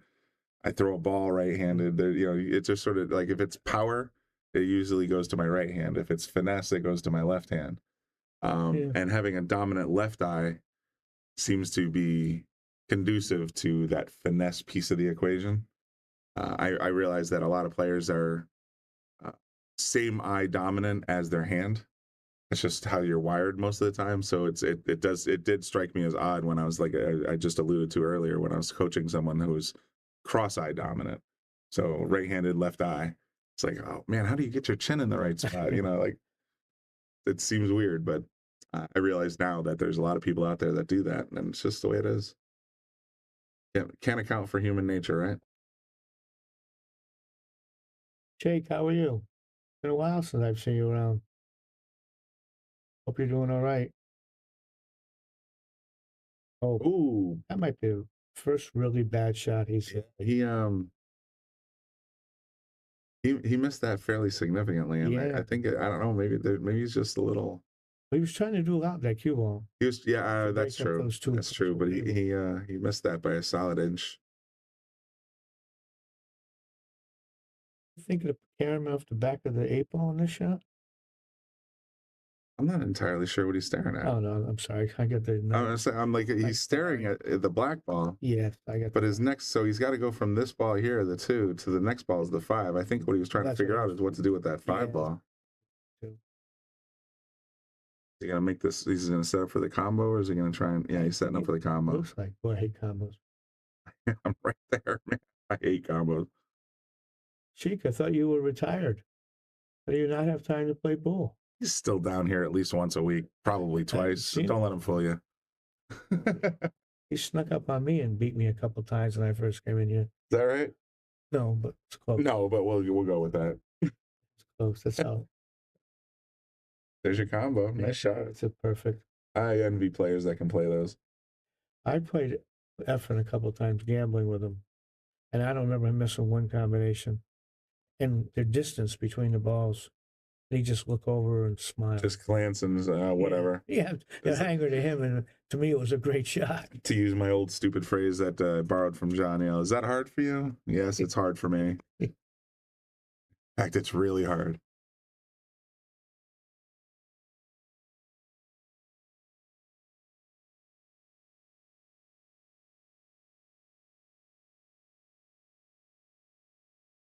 You got bad on that one. Yeah, He's come with a pretty good shot right now. I mean, was he playing for the side? Just hit it too hard? I think that's where he was. I would say he was probably trying to go straight in and just sort of pull it back. But now he's got to kind of pull one of these shots. See, it's a very touchy shot because in order to get the 8 into the pocket, the cue's got to be moving pretty good. Back. Yeah. I'm thinking he can cut it to the lower right here, but he's got the cue ball fly.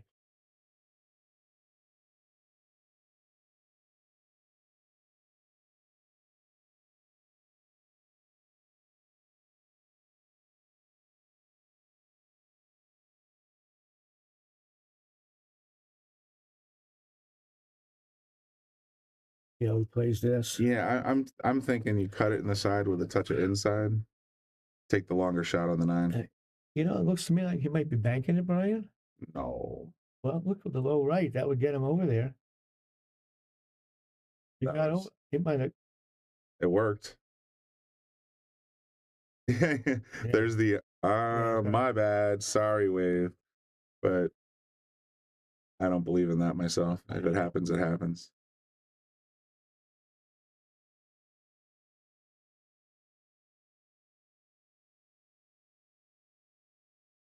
I was a young pool player. Anytime I got lucky and made a ball in the wrong pocket, I would always feel guilty and usually miss.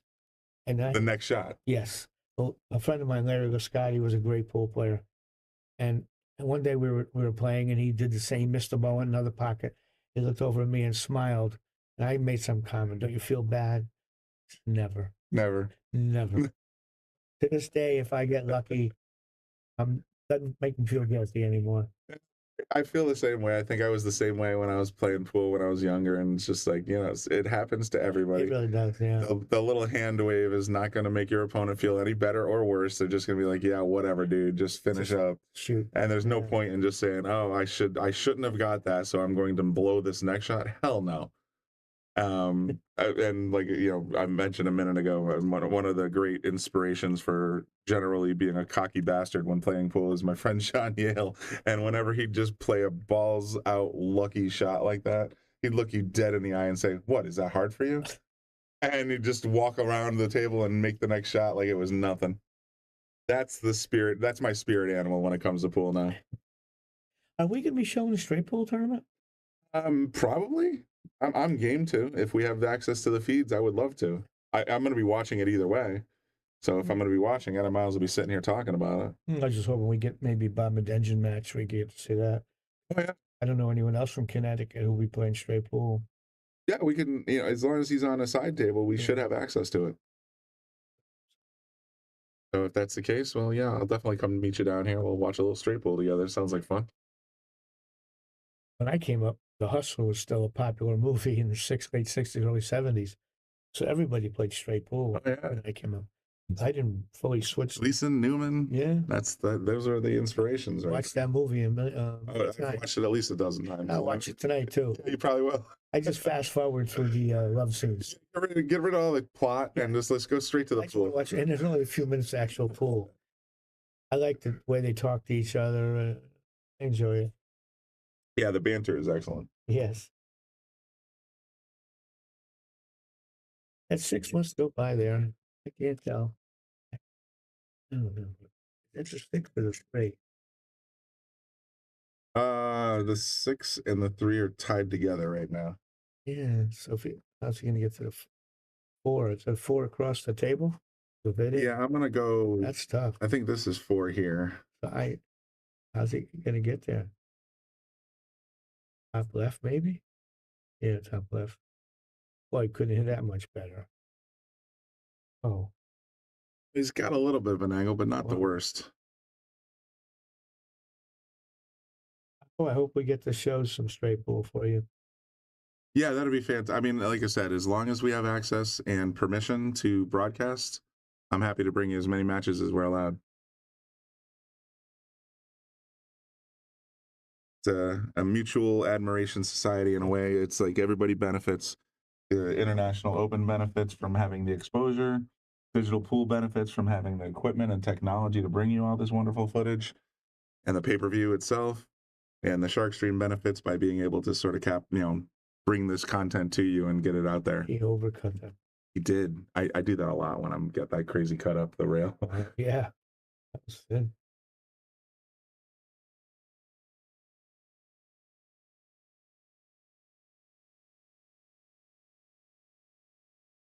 Yeah, Fedor's struggling a little bit, but I'm liking his chances now. Yeah, you can't let this boy get back in the game.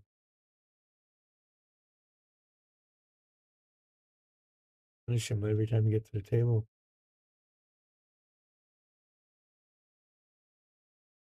All right, so I'm left-handed, so I probably right eye dominant. Probably. If you want to find out, do that little exercise I just showed you. Just look at a picture on the wall, circle it with your fingers. Close one eye, then close the other eye. Whichever one is still in the center of that fingers, that's what we're dominant. That's your dominant eye.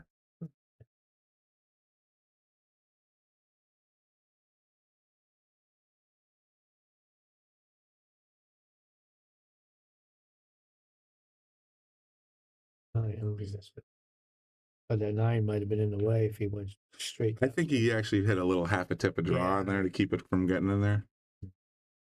That's not it's a good shot. He's getting on this 8's going to be interesting. Just get to the center of the table on that shot.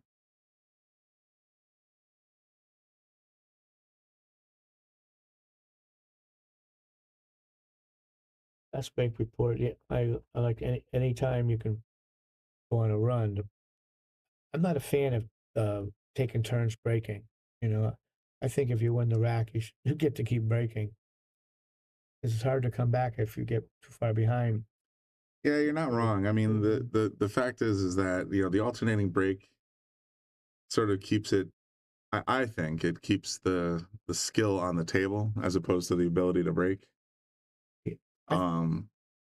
But we're going to start another half-hour conversation in the comment section just by making a statement like that.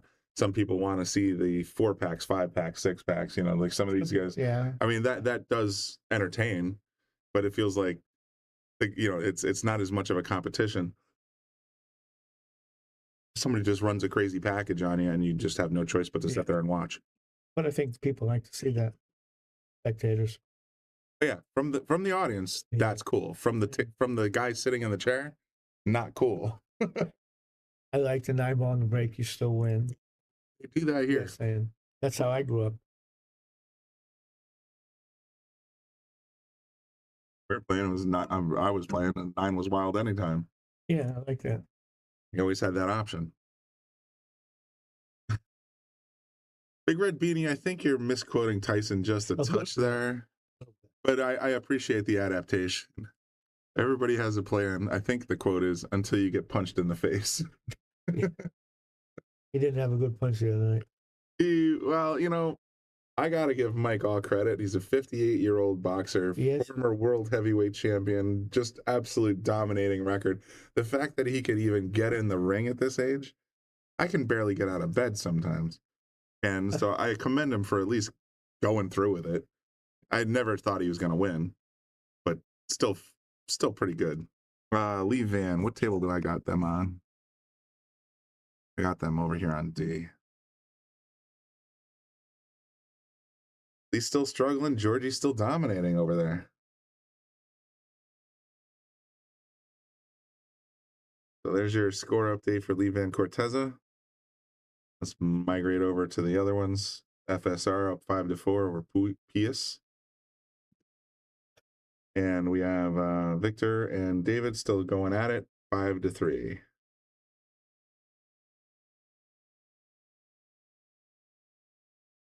B941 wants to have Mike Siegel in the booth.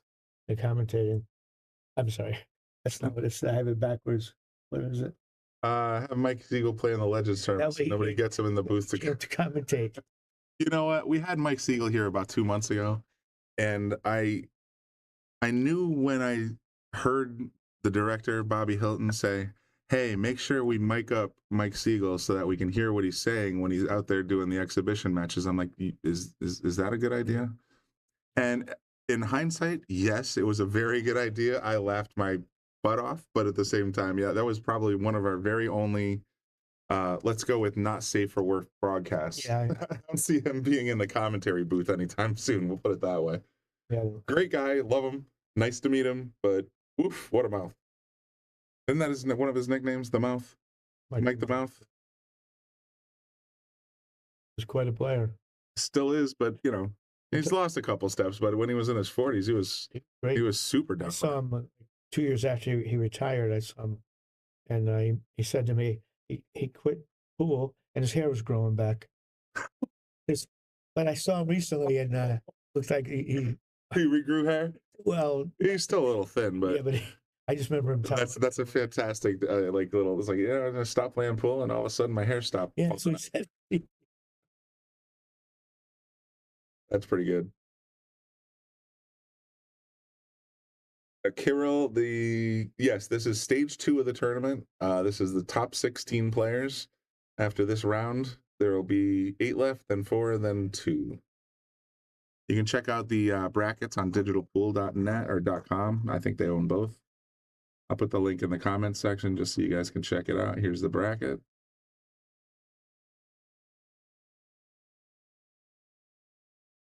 And I haven't mentioned it in a good hot minute. At the bottom of your screen, there's a link to go to the pay-per-view pass. If you go to digitalpool.net/AccuStats, put in the coupon code TheSharkStream, you'll get $20 off the full pass. And they also offer daily packages as well. So check that out. You'd be supporting the Sharkstream, Digital Pool, and the International 2024 tournament if you do decide to get that pay-per-view pass. And I highly encourage it. You can watch any of the matches that have already been recorded, and you can also watch any match live.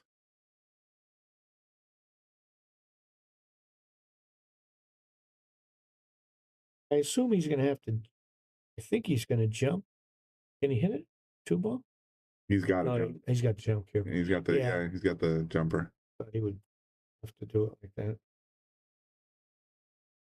Yeah, Kirill, it's single elimination from here. He really does a jump effort. Stage 1 was double, but they would narrowed it down to the top 8 on the winner side and the top 8 on the one-loss side. Now we're at top 16, single elimination.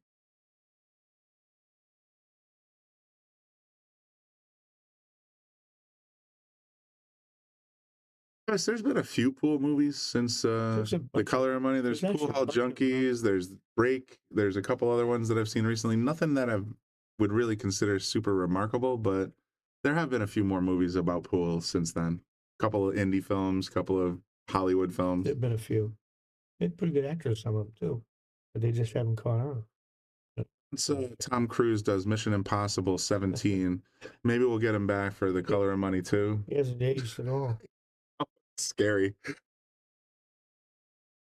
I can still see Tom Cruise at 60 years old wearing that black T-shirt with the word Vince written right on the front of it. I've seen people wear those shirts. I love that shirt.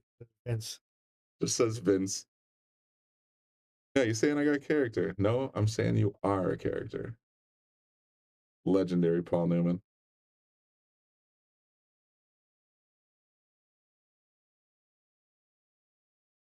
Apparently, someone, Wayne Campbell, didn't pay.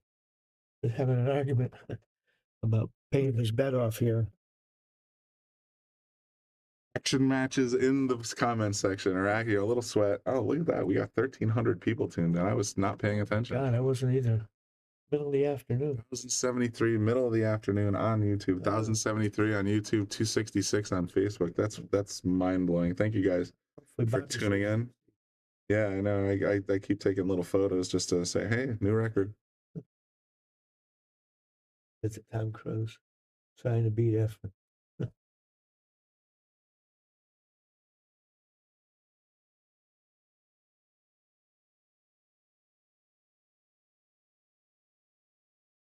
That didn't come off the rail at all.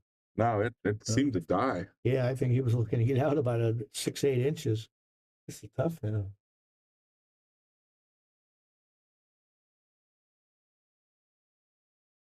Lefty 941. There was a shirt I saw with Earl's face on it, and it said "Safeties are for chickens." I see that here.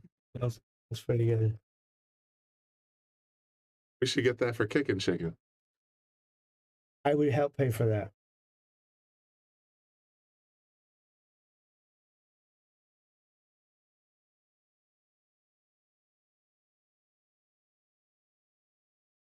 Puts him on the hill, huh?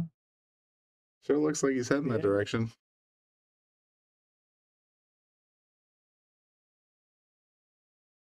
Where's Gorst living? Where's Gorst living in the country? I don't know. I wonder how much traveling he's. There's a little tiny neuron in the back of my brain saying that he's somewhere in New York. Oh. But I have nothing to back that up. If anybody knows in the comments section where's Gorst based out of in the United States now? I know he emigrated. Yeah, I just don't know exactly to where. Look at this. I just thinking all the traveling. Well, if you're gonna fly, I mean, you got LaGuardia and you got JFK. New York's not a bad place to be. Georgia's a big hub. There's a few places like that. Gorst lives in Indiana, according to Lefty. Oh. We got a couple confirmations. Indiana. So, okay, I'm pretty sure he's in Indiana. I guess so. He's an immigrated Hoosier. I was actually born in Bloomington, Indiana, but my parents moved me here when I was 3 months old. So while I technically can claim Hoosier status, I've only known Connecticut my entire life. Yeah, I was born in New Haven.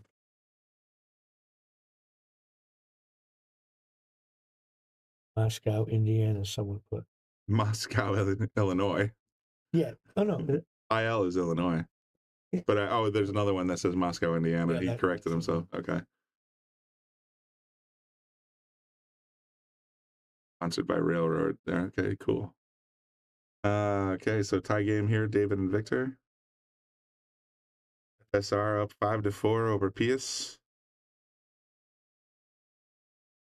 They're stretching this out, man. They're an hour 40 in. 9 racks of pool. Yeah, that means there's another hour 40 for these guys if they go head to head.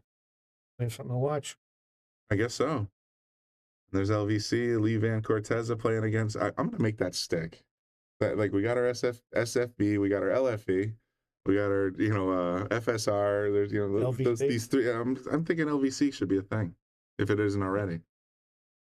We got Zielinski wins the tournament. I like that idea. I mean, he's playing strong as well. Georgie is no joke either. You might be looking at your finalists right there.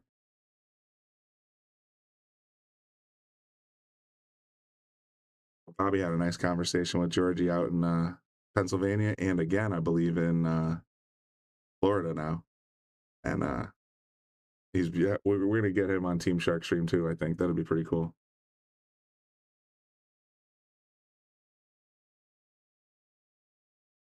So when we finish this one, Luke Walker doesn't care for Indiana. Looks like.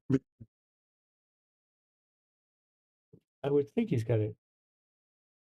Can see. Can he get to the long side rail, spin it, or is he going to play 2 rails out of the corner? Hit the side of that 2 ball. I would say it's 50-50. Yeah, it looks pretty close. He can spin it over, or he can try for the 2-railer. The 2-railer, if he spins it over, it's like. See, I feel like he's got a better chance at glancing and caroming if he comes in 2 rails. I like the 2 rail. Plus, it moves the 2 up the table. And the 2 will go this way. He's trying, right? He's pushing. Never mind. Break shot. Okay, never mind. Yeah, we're talking out our butts here.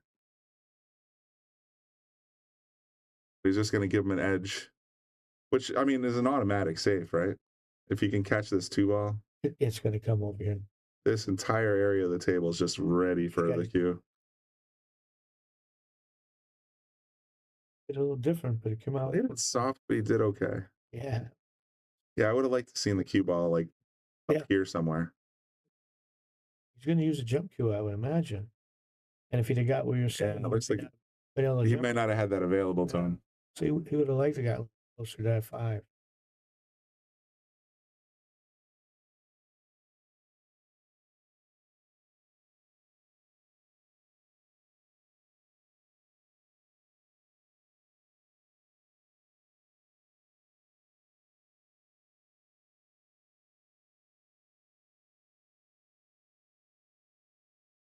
He gets it up fast. He lets it go, yeah.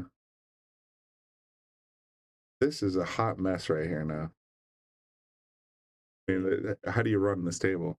Again, I'm just saying. I'm obviously you try to get on the 4 here, but it's so easy to play safe with that cluster. Yeah, I have a feeling this rack's going to last 20 minutes just because of that setup. You know, another safe, he could shoot the 2 and try to roll, overcut the 2 to the short rail, put the cue ball behind the 3. That looks pretty simple. I don't pocket like him, so probably shoot. Yeah, he played it perfect. Yeah, you're right about that. Raymond.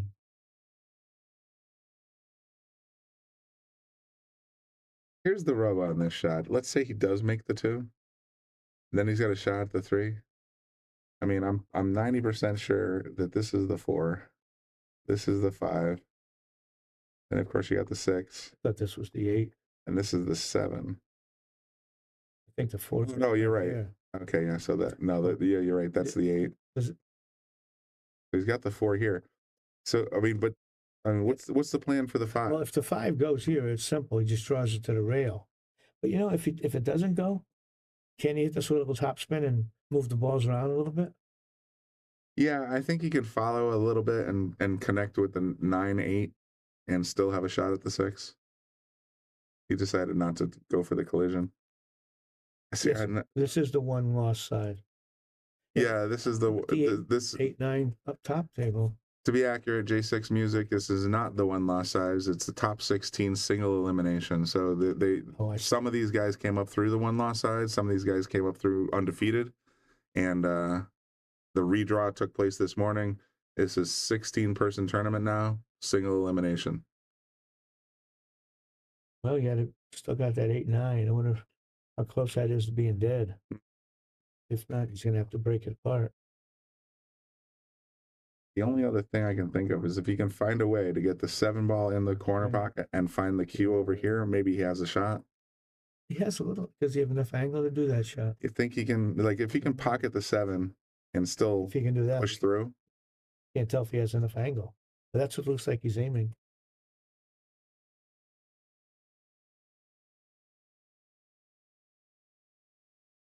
My God, I knew what I was talking about again. Perfect. Good call. Very nice.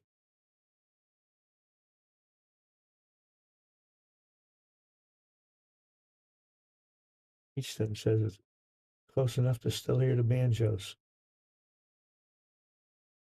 There's some good answers out there.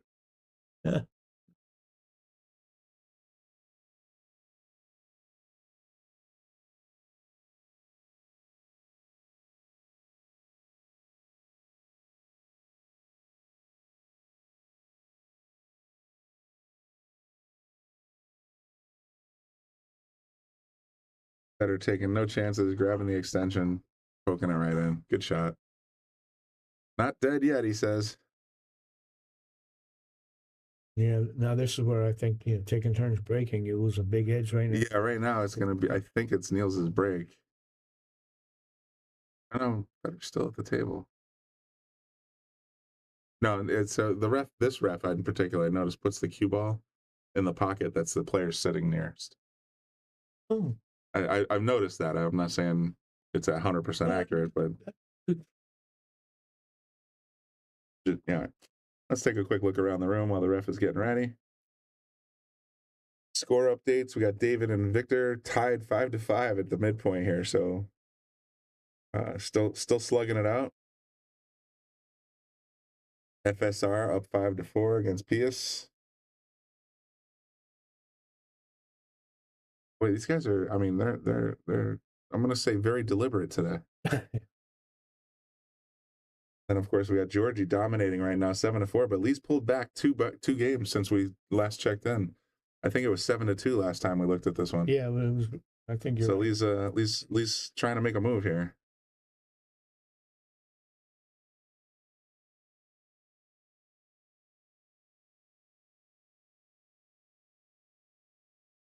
Going out there. Yeah, that's cute.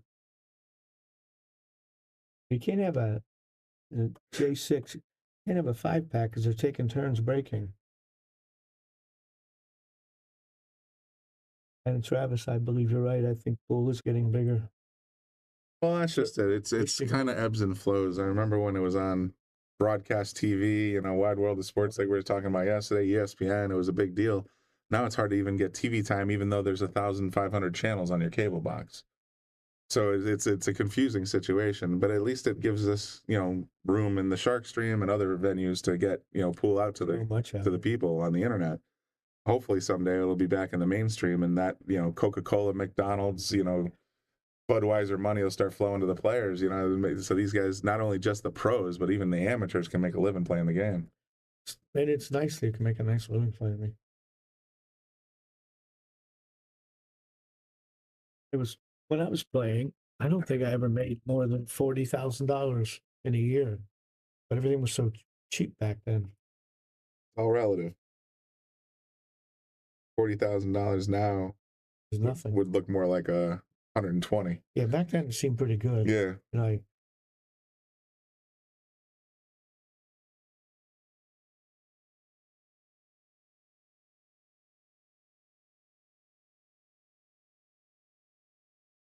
Yes, it's a race to 10.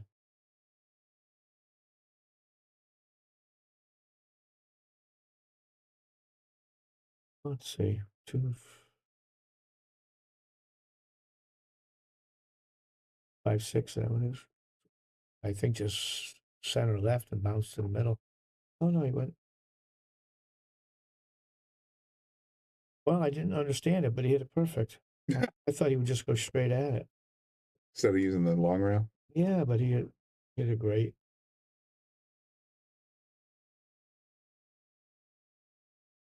See, I mean, Mitchum, it's definitely, or Mictum, it's definitely, it's all about return on investment.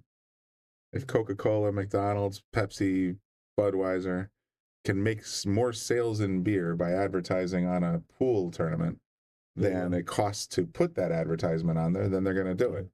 Having said that, it's just about eyeballs. So the more people we get tuning into the game, the more advertisers say, I want to get those eyeballs for 30 seconds at a time, and the more money flows into the tournament pools. I like the way it's going. It's definitely trending in the right direction. I think Emily Frazier and WNT has done fantastic work in getting big prize pools out there, getting publicity and things of that nature. I think WPA and WNT need to work their issues out. But at the end of the day, if they're both trying to grow the game, then everybody wins. I think it's nice too. Now you can get respect as a professional pool player. Mm-hmm.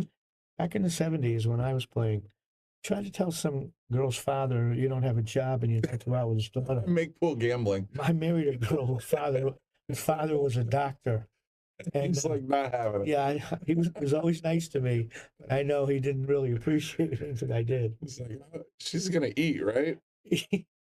Luckily, his father had money. Hard to believe, but I booked a lot of losers. Now he's looking. They're starting to get a little bit of a groove back here, I think. He's made the last 2. Come back to 9-6. He's still got a long way to go, though, man. Four racks and alternating break is no joke. Yeah, that's the problem.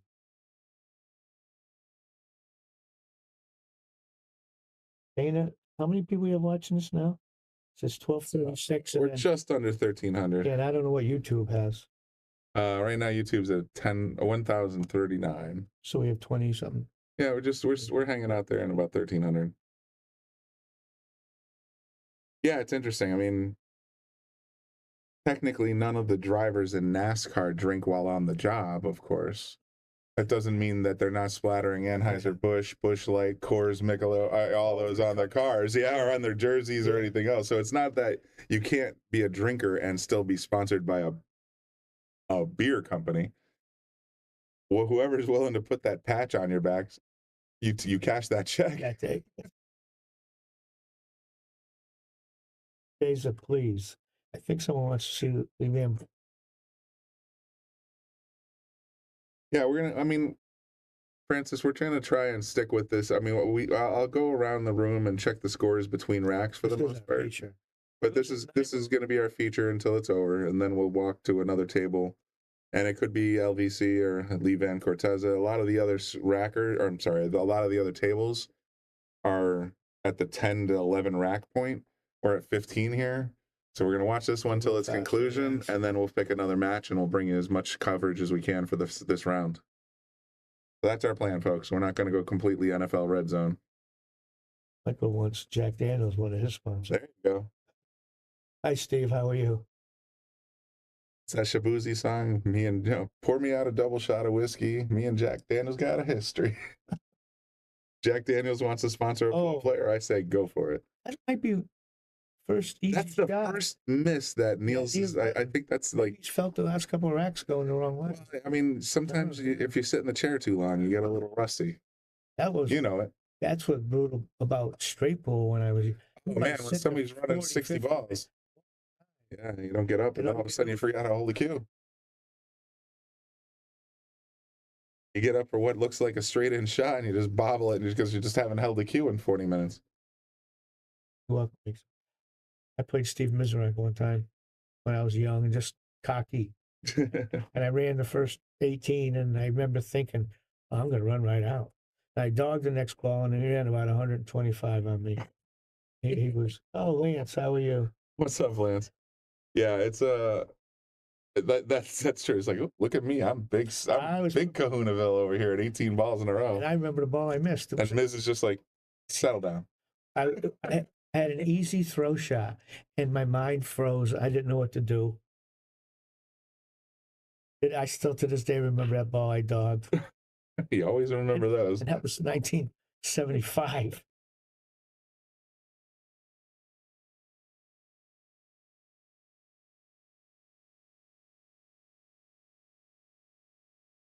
This boy's not giving up, is he? It's going to be 9-7 with the break. I mean, he doesn't have a lot of. These guys definitely don't. At this level, you can't sort of afford to sort of throw in the towel if you're feeling like you're too far behind. You got to sit there and grind. And these guys are experienced enough to know, okay, you know what? There's still a chance. Yes, Luca. I got to play a lot of those old time. Well, I'm an old timer myself, but Miserak was, I thought, the best straight pool player I ever saw. But I didn't grow up in the Moscone era either. Miserak was great.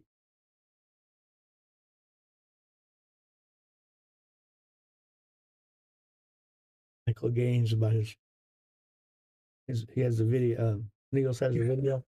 Yes, not working right now. Poker.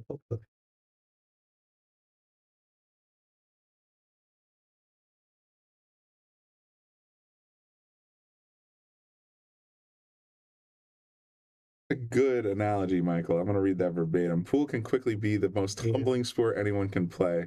Imagine in bowling if you left an open frame and someone comes in and rolls 10 strike frames before you ever got to the table again. That's a really good analogy. You're just sitting there watching somebody dominate, and there's nothing you can do about it. All right, let me put the score back up. It's 9-7 now, I believe. Gorst has got no quit in him. So let's look around the room again. Here's Wiktor, up 6-5 against David. They were tied last time we checked, I think, 5-5. So Wiktor's up 6-5. We got... Gonna get to that one eventually. I think so, too. FSR up 6-4 against Pijus. So they're at the 10-game mark as well. We definitely still got a lot of pool left in this round, I'm not going to lie. Yeah. And then, of course, we got Georgie still doing well. Lee Van Corteza coming back, though. I think Georgie was up 7-2. And I'm pretty sure Lee has gotten 3 in a row here to get to 7-5. So, never say quit. These guys are here to win it. Next time we come back around, could very well be 7-7. You know, kick that ball in. Luke, I wanted to say something about you put Mosconi and Lassiter and Irving Crane. I was young and cocky and thought I could play anybody. This is like 1975. I was about 24, 25. It's just being able to wipe my own butt at that point. So, good job. Well, so anyhow, Irving Crane was there, and I walked over and asked him if he wanted to play some $10 9-ball. I thought I was pretty cool. He looked at me like I was filth on his shoes. He didn't even answer me. To this day, he really looked at me like I was garbage, and he walked away. Just, no. Yeah. Idiot. But he was a great player. He was slow watching Irving play. I remember him saying he didn't care if he was down 149-0. If his opponent scratched in a pocket, his opponent couldn't win. He said, because I'm never going to miss, and I've already got you on the scratch. I thought that was pretty strong. That's some pretty big talk. But he didn't play me. But he, of course, he just walked away. I was an idiot.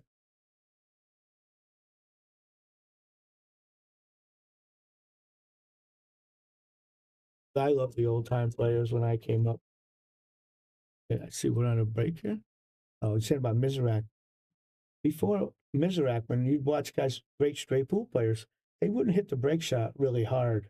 They'd hit it firm, and then they would break little clusters up, which I love. Mizrak was the first one I saw that he'd hit the break shot in straight pool, like a 9-ball break shot, and just crushed the rack. And I was left-handed, and I tried to copy him.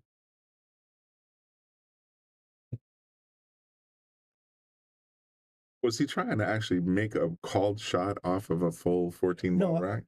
No. I mean, when he ran the balls, and when he ran, the ball was on the table. I see what you're saying. When he would shoot it in. Yeah, no, I'm the same way you just described. I tend to pick the rack apart when I'm playing the game, and that's how I learned. Yeah. Picking the rack. But Mizrak, he just crushed it, so he never had issues. So I tried to copy. I knew I wasn't a great straight pool player, but I could run balls, so I tried to copy his style. When it came to the safes and the dead shots, I wasn't going to beat anyone who could play. Yeah, I find myself like, if I feel the urge to start, like, oh man, this is so going, like this shot's going in, I'm going to be able to ship the cue right into the rack and blow it up. 95% of the time, it just rattles. And then now I've just given my opponent the keys to the castle, and it's just like, oh, so I tend to, like I said, I play a little more conservative. I start picking away. I think that comes with aging too. Maybe. It just, like Luke said, yeah, chip. Luke, that's how I learned to play, and I loved watching that style from the old timers. Hopkins was great at it. Jack Colavita, I loved watching them play. I got to see William Mosconi play a dozen times, if not more. But he was already retired. He was just doing exhibitions.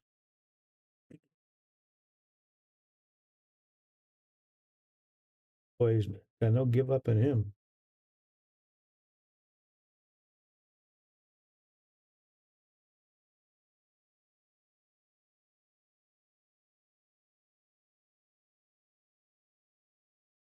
Yeah, I believe so. I'm going to answer Uzi's question. I mean, he says, why don't we turn up the volume of the table area? It feels like watching a webinar rather than a pool match. 90% of the time, we don't feature natural audio because we do monetize our videos on YouTube and Facebook. And as soon as they catch copyrighted music or other types of infringing material, then they automatically demonetize the video. And that's just not financially viable for us. I mean, I can turn on the natural audio. That's what it sounds like. So you're hearing the natural audio coming in from the mic'd up camera on the from Digital Pool, but it tends to me it sounds like it's a little messy, and we're trying to sort of compete with the natural audio. I'd like to hear the balls if I had a choice. I would like to hear the balls, but the just the natural, like a little bit of the crowd, somebody claps and applauds and that kind of stuff. But it's a very strange age where the Digital Millennium Copyright Act, DMCA, they get even 3 seconds of copyrighted music on your 7-hour video, and they ding you. Oh. So it's like, you got to be very careful with that. Luke says a friend of his almost beat Mosconi in an exhibition. Mosconi was pissed. He was doing an exhibition in London, and he was playing a young kid who ran a bunch of balls. And Mosconi said to him, "No one's here to watch you play. They're here to watch me." You know, he didn't want you to shoot back at him. Yeah, Long Pop Productions. That's exactly right. I mean, it's hard to get. Like, I would love if like currently in the booth we use sort of an AI sound filtering software, so you don't hear us coughing or making weird noises with our noses, and certainly different noises that would be coming from the background, including the jukebox and music like that. We don't have that capability with the incoming stream, so it's like like I said, we err on the side of caution when it comes to that background noise.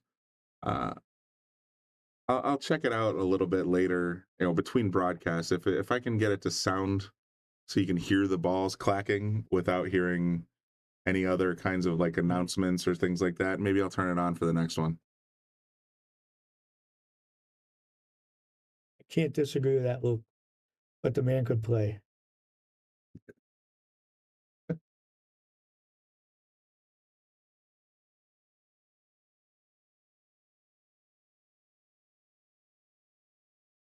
The 9 going to end up after he cuts this in. Is this going to push it right towards the pocket? Yeah, he's right-handed. That'd be good for him. Look at this. Fedor pulling back to 9-8.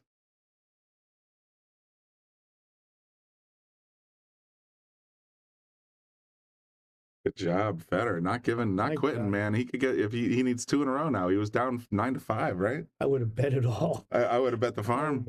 I thought Fedor was down and out, but man, he's just he's gone on a run. And he's bouncing around the table again. Now it feels like he's got a little bit of groove going again. Really, he looked a little. Yeah, I think 9-4 might have been his worst. So that's why we're staying with it. Fedor is a world champion, and we're sticking with the guy. We're going to see. Gorst was down, I think 9-4. I think it was 9-3, wasn't it? Oh, I don't know. I see. It's either 9. I think it was either 9-4, 9-5, something like that. But he seemed like he was out of it almost from the first 4 or 5 games. He did. Because look at his Niels has done nothing wrong. He missed one open. No, he missed one 3-ball in the corner. One 3-ball in the corner, and that was just kind of like, I don't know. That just sort of gave, I don't know, Fedor a little confidence. Like, oh, I got this guy. Maybe, I don't know. Yeah. So here we go. We got Wiktor 6-5 over David Alcaide. FSR 6-4 over Pijus Labutis. And then we also have Feijen Corteza still coming back. He was down 7-2. He's up to 7-6. I'm a fan of his. I know. He's got no quit in him. I was ready to pronounce Georgie the winner in this match, and all of a sudden I'm thinking, oh, this could be going to the distance. Good stuff. And again, these are top 16 of the International Open. You'd be foolish to count any of these guys out. They didn't come this far without any kind of deserving it. Yes, that's English. Every player's great.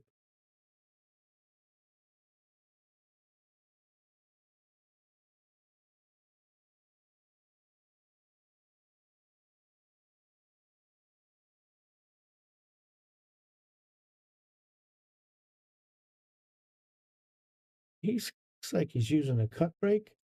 But for the cut break, you don't usually hit that hard. So yeah, I mean, he got his whole body into that one. Yeah, it seems like the matchroom breaks, they tended to go about 60-70% instead of full steam ahead. Yeah. But he smashed that one right in the side. So this is his chance. How they laying it? Well, was that over by the rail? That might be an issue. 2.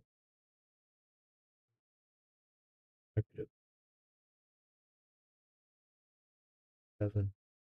7 looks could be laying a little funny. Uh-oh. He made it harder on himself than he expected. Goodness. Very nice.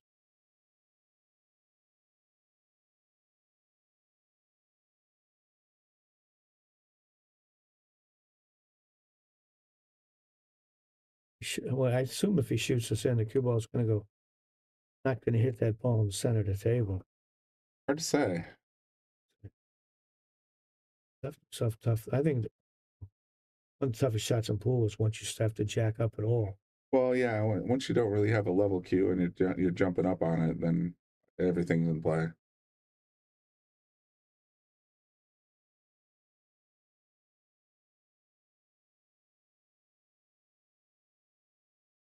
See what it does. If it catches the side, he's got to worry about scratching. Yeah. No, he missed the side. Nice hit. That was sure close.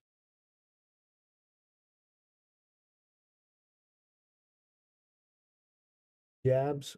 Jabs there, so Niels doesn't get out. Fedor's taking it. I do think this might be his best opportunity.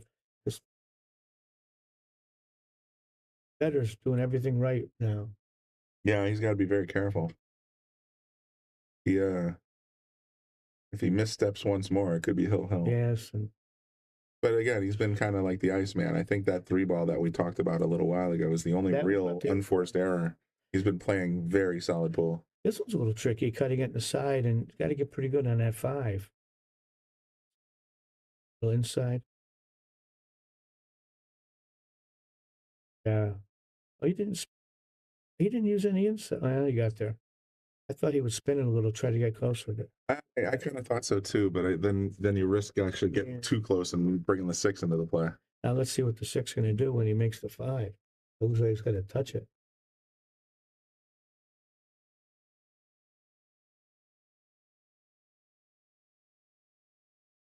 Travis, absolutely. Travis is looking for a shout out to his Fargo team, Money Shots out of Delaware. So I see that. Big shout out to you guys out in Delaware, especially Team Money Shots. Good luck in your league. I played a lot of pool around Delaware in the 80s. There was a lot between that and Baltimore. It was a great area of the country.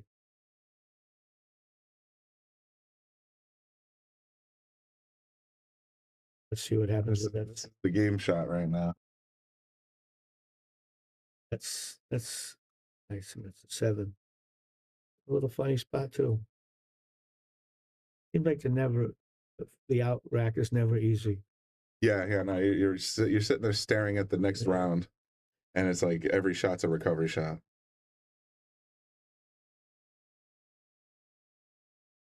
Got away with it. Well, he left himself a long one. Yes, I mean these guys are pros. He's a tall guy. He can handle it. Yeah, he's got to get good on that 7. Curtis Fleshman is wondering who's commentating. Well, if you like the broadcast, it's Brian Brennan and Bobby Hunt. If you don't like it, it's Brian the Kickin' Chicken and Bobby Hilton. Yeah. Rob Joe says Niels isn't getting out.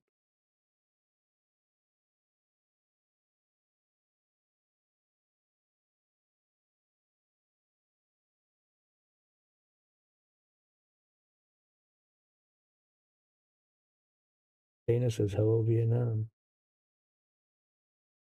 Well, like I said, Fedor Gorst is extremely popular in Vietnam, especially since the Hanoi Open. So I'm quite sure there's quite a few of the we have 1,600 people watching now. Yeah, who are you streaming? Right now we're doing Fedor Gorst and Niels Feijen. Is anybody that we know still in it? Not from here. Yes, David Alcaide has been to Yale Billiards and he's still in it. Moritz Newhausen has also been to Yale Billiards. He's still in it. Francisco Sanchez-Ruiz is still in it. He's tied 6-6 right now. He made a nice shot on the 7, but he didn't get off the rail as far as he would have liked. He's got to come back with another tough cut. And Fedor Gorst, of course, he's been to Yale Billiards and he's still in it. Not Jonas or Lucas. No, Jonas and Lucas have been eliminated. They're down in Jacksonville, right? St. Augustine, Florida. I think it's close to the Georgia side of Florida. See this shot. This is the whole. He missed it. Oh wow, he got it in. He missed that ball. I thought that was gonna rattle. All right, folks, you got it there. It's this game is this set is over. Fedor Gorst has been eliminated. Congratulations to Niels. Come back. Fedor was really making a move there, and I thought he might get there, but Niels held strong. Good job, man. You know, it's funny. I see Niels. He's walked off, And I was just thinking, I got to walk out and ask him about the ball he just made. You go talk to him? Yeah, yeah, it's 1,500 miles away. It's a little ways. It's only about 20 hours down the coast. So we got a couple of matches to pick from. We can go to Wiktor and David Alcaide. We can go to FSR versus Pijus. Or we can go to Georgi and Lee Van Corteza. I had a couple people saying they wanted Corteza in the comments section, so I think maybe we'll go ahead and hang here. Good, because You like this one? Yeah, I like this one. All right, so we're going to stick with Georgi and Lee Van Corteza for a little while. We'll check the other two racks as we go along. And yeah, like I said, guys, we're at another record-breaking stream count right now. We have well over 1,300 people on YouTube, 325 on Facebook, for a total of about 1,700. Loving the fact that you guys are tuned in to the Shark Stream, watching this live coverage from the 2024 International Open, courtesy of Digital Pool. If you're interested in getting the pay-per-view package for Digital Pool, look at the link on the bottom of your screen. You can also go to thesharkstream.com and check the link there. It's digitalpool.net/AccuStats. Use the coupon code TheSharkStream. That helps everybody. That helps the Shark Stream. That helps Digital Pool, and it definitely helps the International Open. So if you like this coverage, please do show your support. Give us some love. Subscribe to the Shark Stream. $4.99 a month. You can't beat it. Exclusive content, monthly raffles, all that good stuff. Wiktor, we just sort of whipped over to this Zielinski. Right now, they're on a player break, it looks like, here on this table. So we're going to hang out on another table for a second, but we will be right back to Lee Van Corteza. This is the Wiktor table. He's up 8-5. Heiser flip, I agree with you. I don't know how that ball went. When is SVB playing? All right, so I got some news for you. He's out. He's not playing. He's eliminated last night. So if he is playing, it'll be in the 10 ball coming up on Friday. Does he play straight ball too? No, to be honest. Can't remember ever hearing of him playing.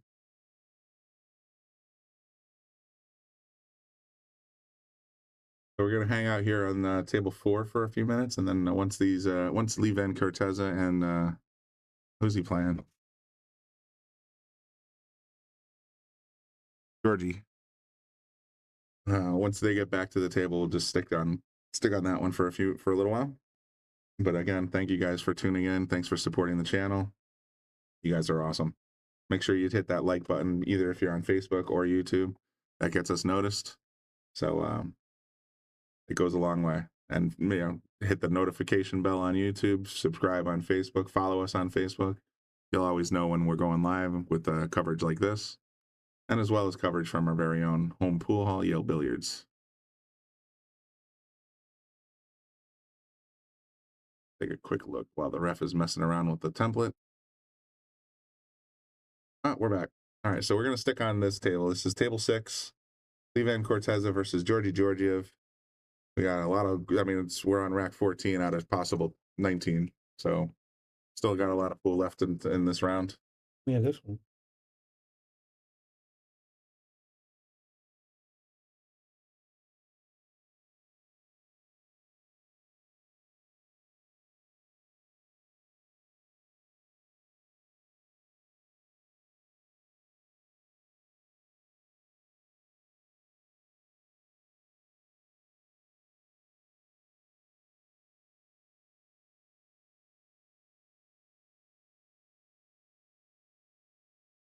We're going to step out of the booth for just a second. Be right back.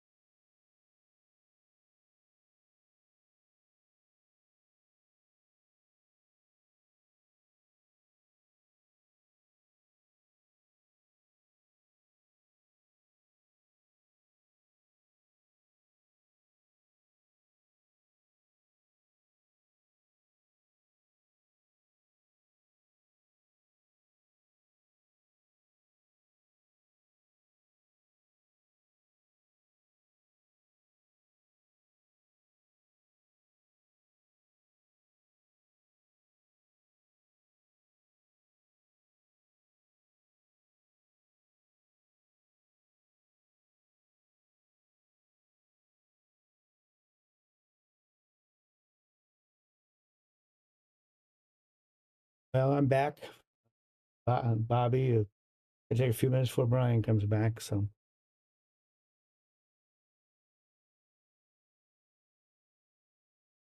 a big fan of the way Corteza plays. Great pool player. Corteza boring.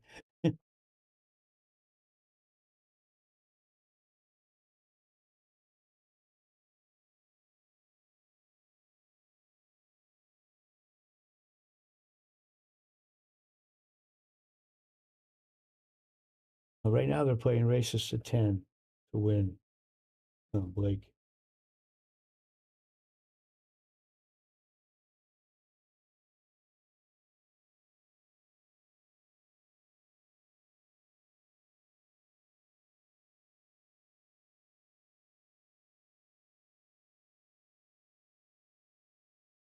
And Tyler, you want to switch the table? I can't do that. You'll have to wait till Brian comes back. This match just went, just tied up.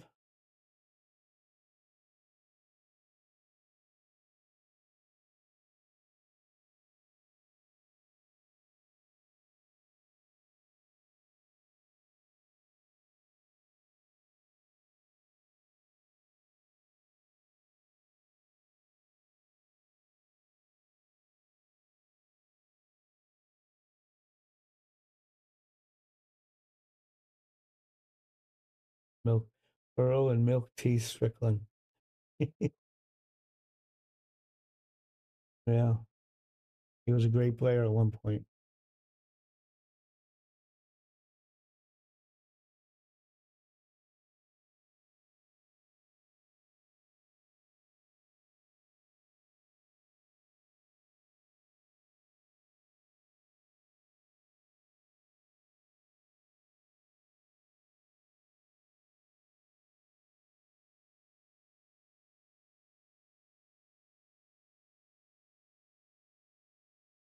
Corteza won that rack. Did they not? Oh, excuse me. We got a little lag here. Raiders are overrated.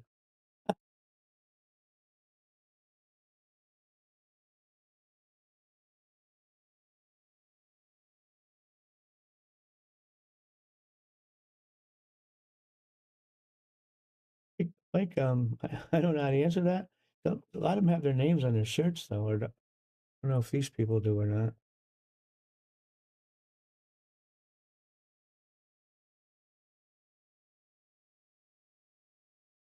A nice little kick there on that break.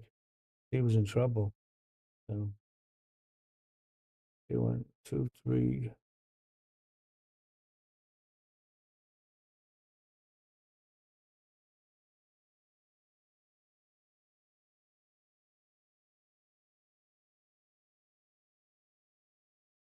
Yes, this is Georgie Georgiev. 2 to the 3.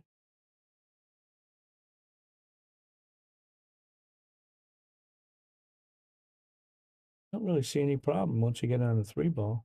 Looks like he should get out.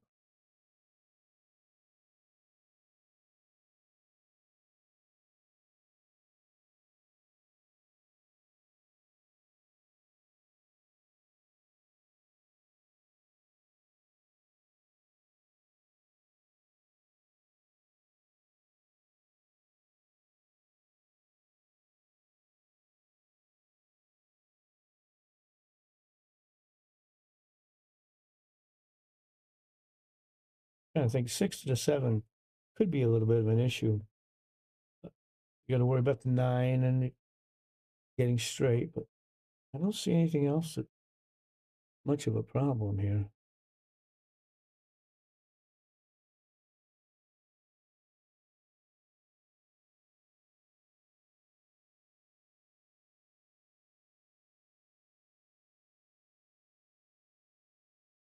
Yeah, Michael, you're right.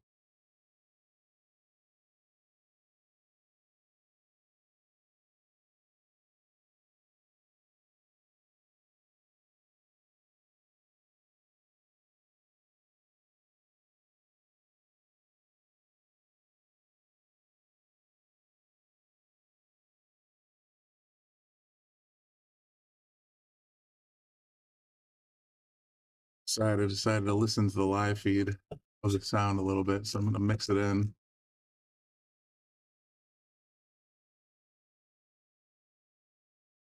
It feels filler is overrated. Is that right? And they're discussing it. And someone mentioned filler's up next. Does that mean next as soon as this is done, or the next round at 4 or whatever it is? Filler's out. Yeah. Oh, then what were they talking about?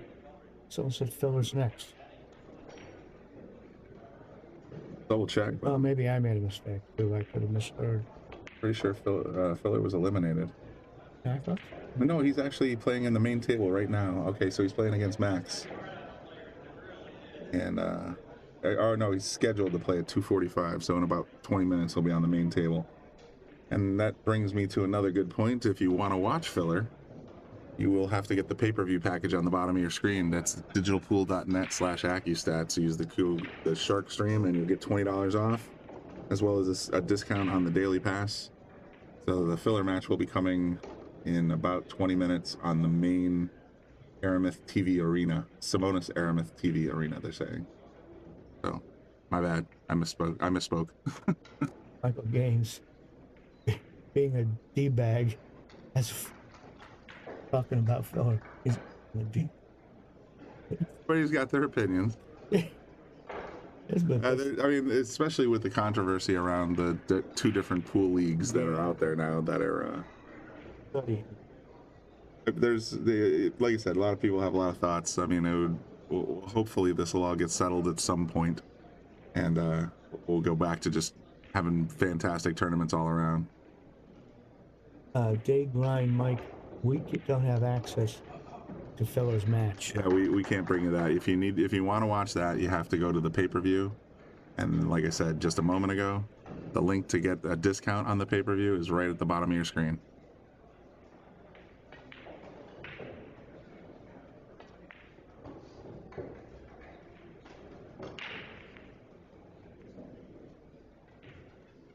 Throw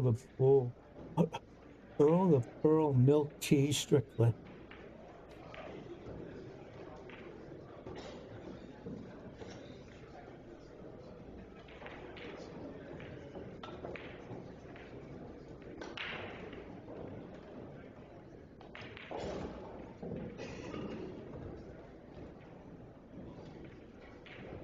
Someone's in Hitler involved in. Oh, here we go. The comments are going to get weird. Yeah. Let's keep it clean in the comments section, folks. Otherwise, I'll have to start hitting the timeout button.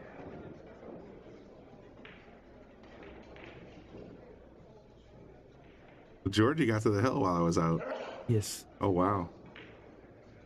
I made a mistake when Corteza said 7. I didn't realize they paid in advance. So I thought we had gone 8, to 8-8. Oh, no, yeah. I forgot. 10-10. All right. Check the stream real quick.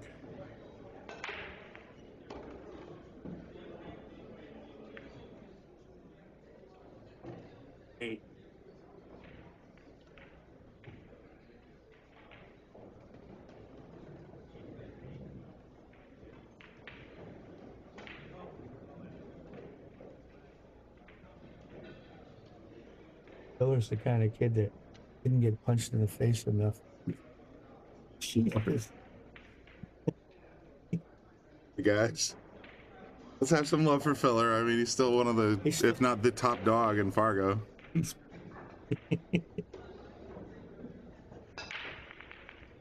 Filler's game starts in about 20 minutes. It's scheduled to start at 2:45 in the main table. So that'll be brought to you by Digital Pool themselves. If you want to subscribe or get the pay-per-view, make sure you hit the link.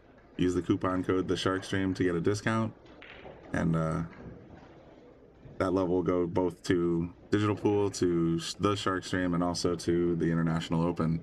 I mean, this they put a lot of time, money, and effort in getting these things together. So, best you can do to support that kind of effort, buy their pay-per-view.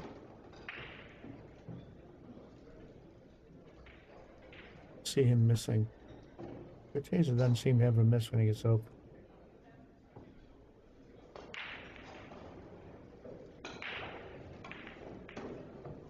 All right, Luke.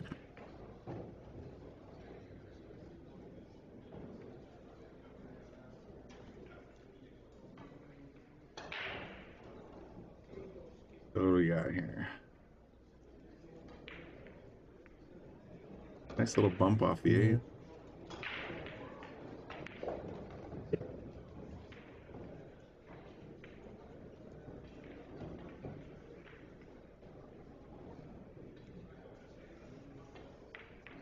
Not buying any PV or pay to play pay-per-view after I saw the Jake Paul fight. Well, you didn't pay for that either. That was a Netflix subscription fee. They brought it to you for free. They didn't do it very well, but they did bring it to you for the regular subscription value, so you could get that 10-day free trial, tune in for the fight, and then just cancel. I know a lot of people that did that. Like, I'm not getting Netflix just for the fight, and then they got the 10-day free trial and they said, oh, all right, it's over. Cancel it. Yeah, I couldn't do that.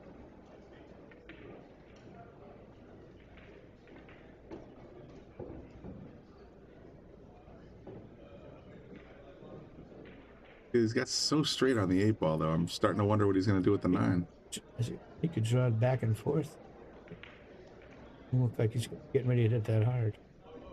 Settle for what the table gives him. Yeah, no, that's not a bad plan. He's trying to hit it too hard and box it out. Yeah.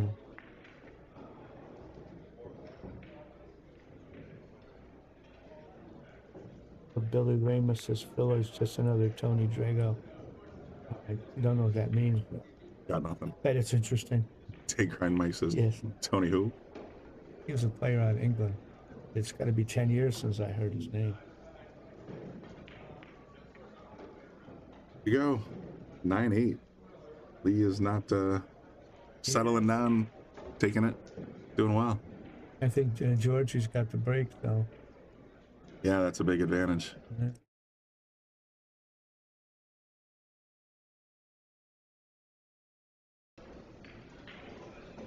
This is the FSR Pijus Labutis match, tied at 7.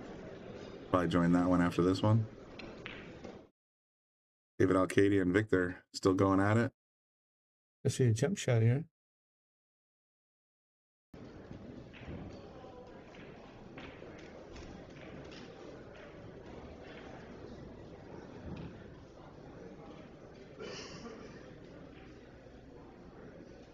In the tank. I'm kind of curious what he's going to do, but it does feel like a jump is in order.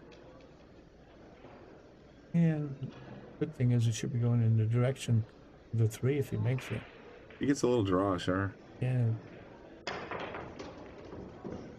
6 came to play, but he's okay. He's all right.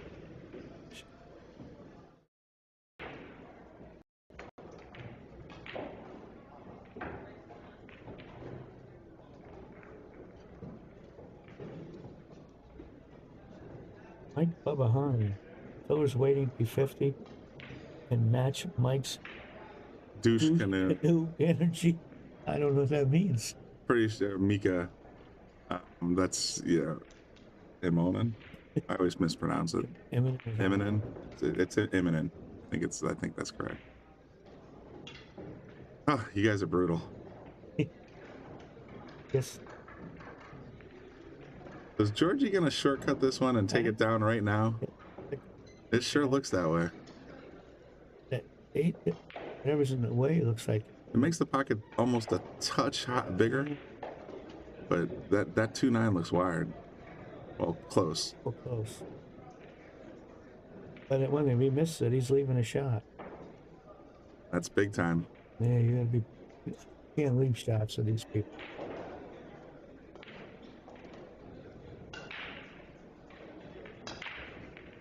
So on the hill, he's going to take this 2-9 shot. If he makes it, he advances to the top 8. If he doesn't, good chance that the other guy's going to look at that like it had eyes. Perfect. That was a big shot for Georgiev. Very nice guy. Well, I was pulling for his opponent. All right, so that one's in the books. We got 2 other ones we can continue with for the moment. We got Wiktor and David at 8-7. And we also have FSR and Pijus. Which one are you feeling? Well, FSR was kind of was down here for a bit. Yeah, so we'll stick with this one. getting a kick out of reading these comments. I don't know this. Filler is a Pong Pao Chow. Yeah. I don't know what that means. Thank me later. Asian player, I guess. I mispronounced a couple of pros already, so I'm not going to even go down that road.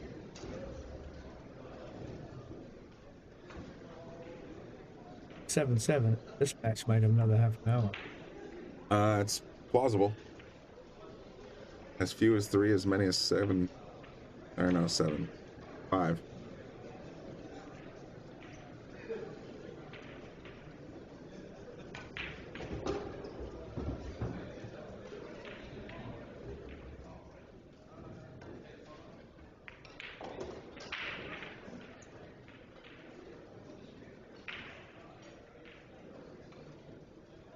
Reading is start focusing on pool for a change. Yeah, that's not a bad plan. There's such great comments. You got 1,200 people watching. It's going to get a little lively.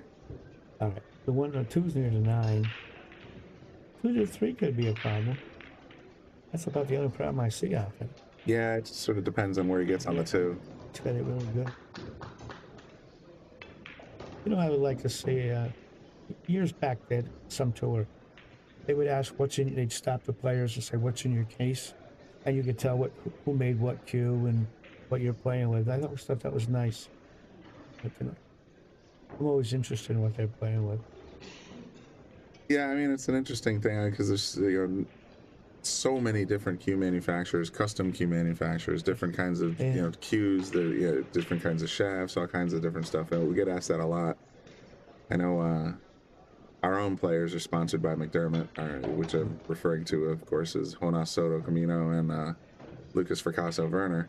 Having said that, though, I know there's a lot of Q-Techs, a lot of Vikings, a lot of Predators. There's a lot of different brands out there. Jacoby, Drexler's, then the list goes on at P-Shower. So many cues.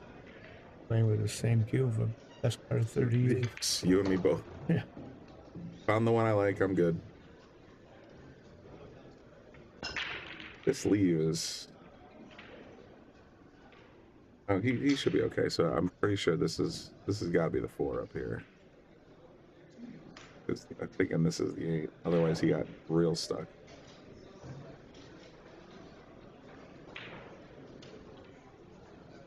Doesn't want to get straight in. He left himself Very nice angle. I think he might have gone a little further with like. Can he actually hold on the 6? I think so. I think he can just do a little drag draw and just stun it up here, or he can do a little follow and just sort of. The options anyway. I did the drag. That's a little straighter than I thought. Nice angle too to get to the 7. So.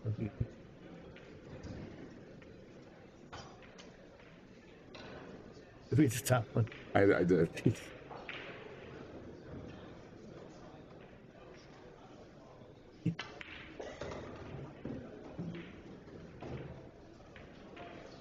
Got a little weird on this 7.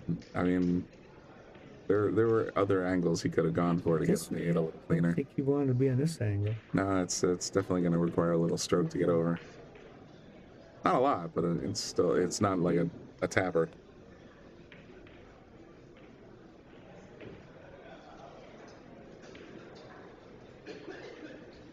Cues are underrated. HE's been around a long time.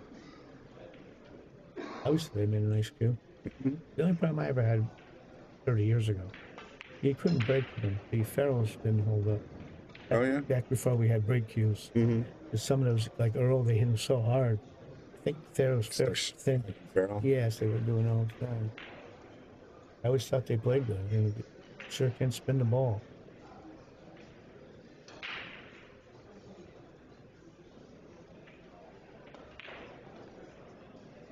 With the ref here, that's interesting. I wonder what he's worried about. He just wants the ball clean. Yeah. A little smudge.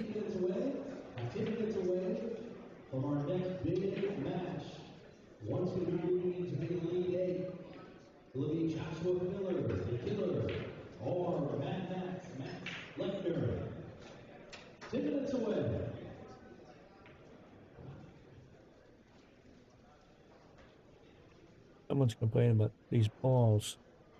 Yeah, I'm not sure. I mean, these are standard colored balls, which is a rarity these days. But I think one of the things that we're sort of dealing with, it's the lighting itself, I think, is a little, or the camera, or whatever the case may be. But it's hard to distinguish between 6, 7, and 8. Yeah, when we first started, I thought it would be easy. Yeah, I thought so too. It's been tougher than I expected.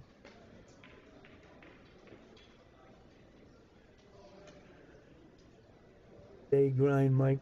He wants Aramith blacks to become the standard. Those are the ones we use on table 4 and 8.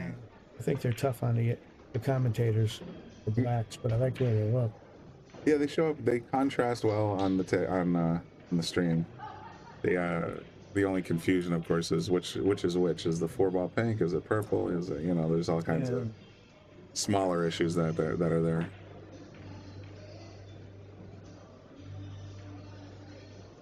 It's a good question, Ken. I mean, he's asking if it's better to start with wood over a carbon fiber. I've played with both now. I mean, I started off with the McDermott, just solid maple, and then got the Predator 314 shaft for my McDermott. Played with that for a while, loved that. Ended up buying a Predator LE6 in 1998 with a 314 shaft on it. Still love it. When I was getting my cues refurbished and repaired, I had a Viking with a Siege shaft on it, carbon fiber. Hit like a truck, but I just couldn't get used to the feel in my fingers. I don't use the glove. I always add a texture that I want to feel. It's cold. It's sometimes a little sticky. But I guess the best answer to your question is play with both. Make up your own mind. A lot of the pros are using carbon. A lot of the pros have gone from carbon back to wood. It's just sort of which one do you play better with? Yeah, I think it's what you're comfortable with. Totally.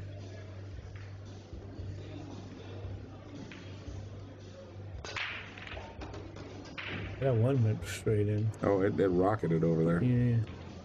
2. What do you make? 3? Oh, 2. So the 2, 3. Well, the 2's still on the table. So you made the 1 ball. 2, 3. I'm saying there's no 4. There's a 5. 4's down. Oh, you think that? Yeah, I'm pretty sure we got 2 here, 7 here. That's a 7. Right. 6 over here. One and a 2 to the 3. To the 3 to the 5. If he gets good on the 3, there's nothing stopping him. This is easy to get the wrong angle on.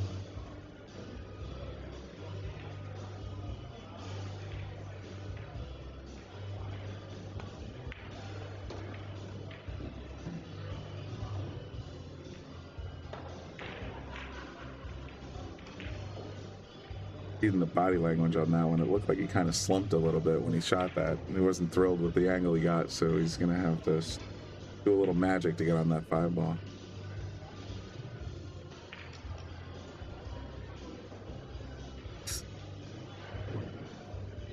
Oh, yeah. I know what it means. Each other, man. Get more draw than I thought. I thought you'd be down a little closer.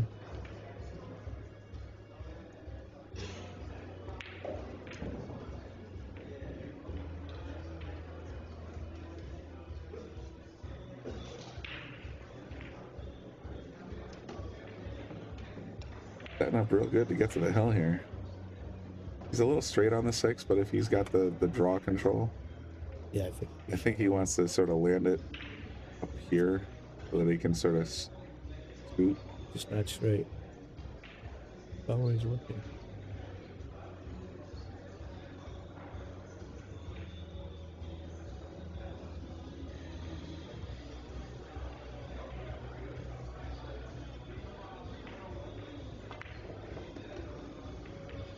He got real straight on this.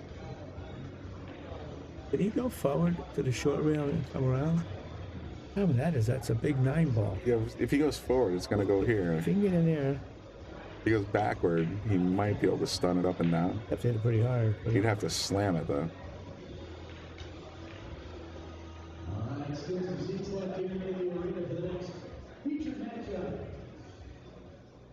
Joshua Filler and Max Luckner.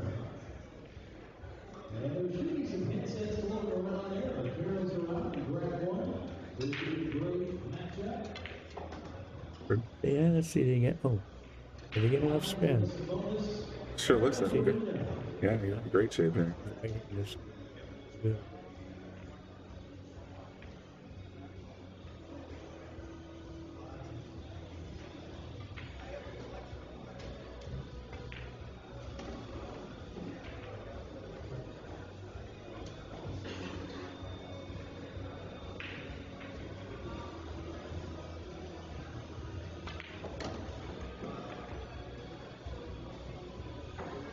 Pijus is on the hill, 9-7. I forget which other table we had on. Was it Dave and Victor?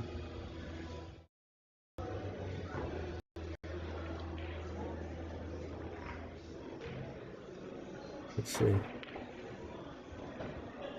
Also shaping up to be a hell of a match. We got 9-7 and 8-8 left. That's wild. Let's see where will you play safe. I'd like to see him cut the 2 to the right, but he might bump into that 6. Because, boy, that was great. He missed that. Let's go. He missed this. He missed the 6, but boy.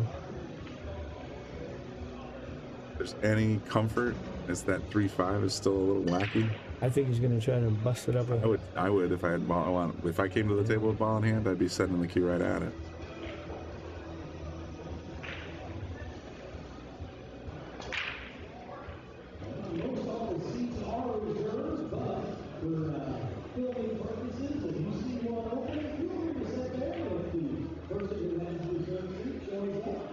He's gonna stick him right here. Yeah, it's a natural set.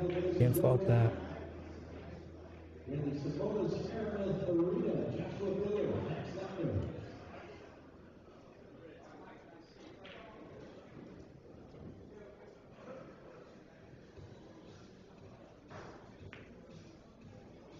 That looks pretty good.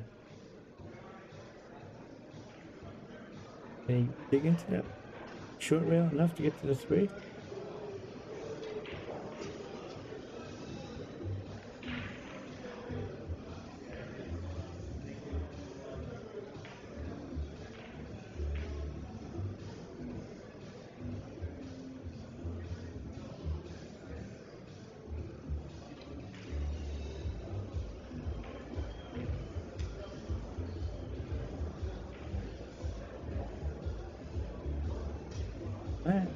I think Brian Mike said this is easy one railer.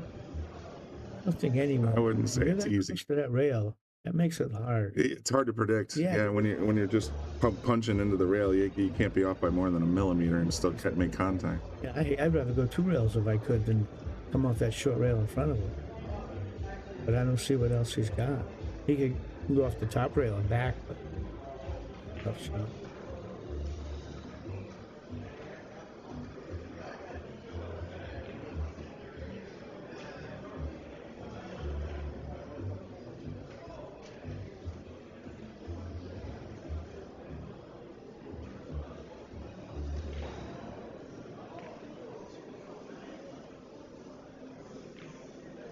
Yeah, I think they do need some kind of shot clocks. Happening too often. Yeah, I mean, it's 3 hours, 16 racks.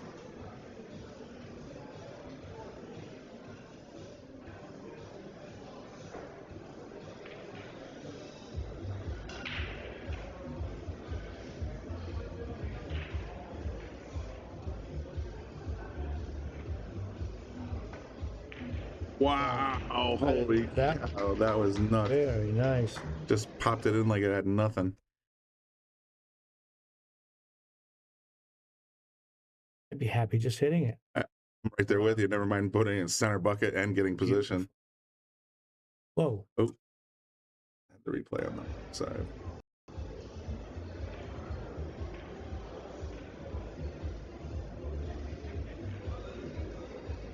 Person talking. Their name is Hair Pig. What can that mean? It's on YouTube. You can pick whatever name you like. Well, then at least the question, why would you pick that name? Decipher human nature sometime. I would think he's going to have that on the short rail and the cue ball at the top of the table. He went for the shot.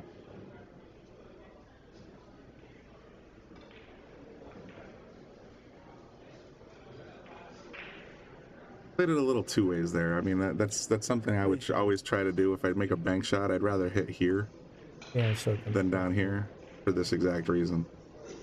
I wonder if he can hit this, the right-hand side, it would be his left-hand side, with a little English and put the cue ball over here behind the 8 and let that 4 back up there near the 6 someplace. Or would you have to worry about a double kiss?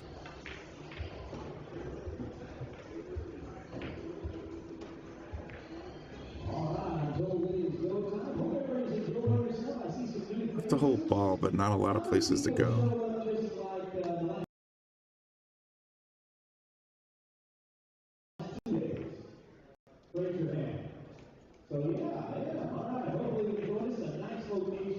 Here's someone see how he's going to get like, 2 railing this 4 up to the top, short rail. Try to leave the cue ball over here, so you got the 5 and the 8 maybe in the way. I can't see anything offensive. See what I'm saying? Yeah. Corteza lost to Georgiev 10-8 for Flavio. We covered that a little while ago. Right now in progress, we got Pijus is on the hill against Francisco Sanchez-Ruiz. The match we're watching obviously is 8-8. Moritz Neuhausen and Alex Kazakis is they're playing. Alex is up 8-7, and Filler is in the main arena right now, just getting started against Max, and that is tied at 0. They just got started. So those are your current scores. So far eliminated in the top 16 has been Fedor, Gorst, Fedor, Kachi, Levan Corteza, and Tyler Steyer. He's just won and eliminated FSR. Holy cow. This is the only match being played? This is the only one that we can cover right now. So we'll watch at least 2 racks, or 1 rack of this, or 2 racks of this, maybe 3. And then we'll go off the air until the next round. Nobody wants to get a shirt. Shark Stream shirt. All right, Travis, if you want to see that link at the top of your screen, it says thesharkstream.com/store. That's where you need to go. That's all our merch. You can get Sharkstream stuff, Yale Billiards stuff. You can get different merchandise and patches and all kinds of good stuff. So that's where you want to go if you want a shirt.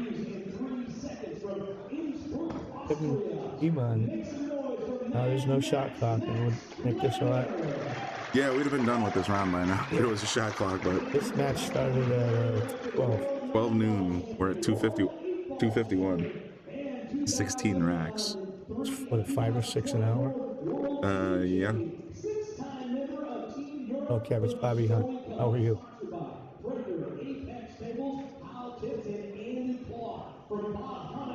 Corteza's done. Corteza lost to Georgiev, and the final score was 10-8 Georgie.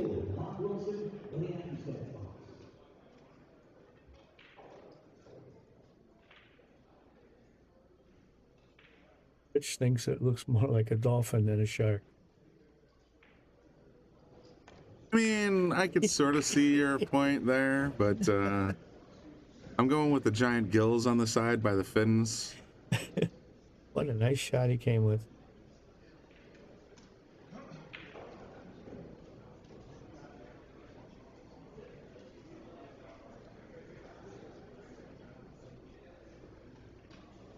You can draw out of this? Looks like it.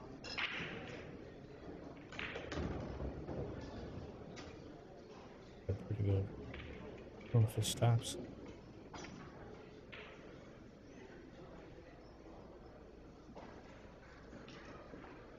I like playing this medium speed with a little left English. Just a little. Just to avoid the side pocket. If you can land it anywhere in this like chunk, then he's in great shape.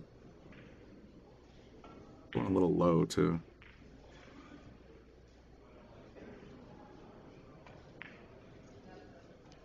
Oh my. I butchered that one.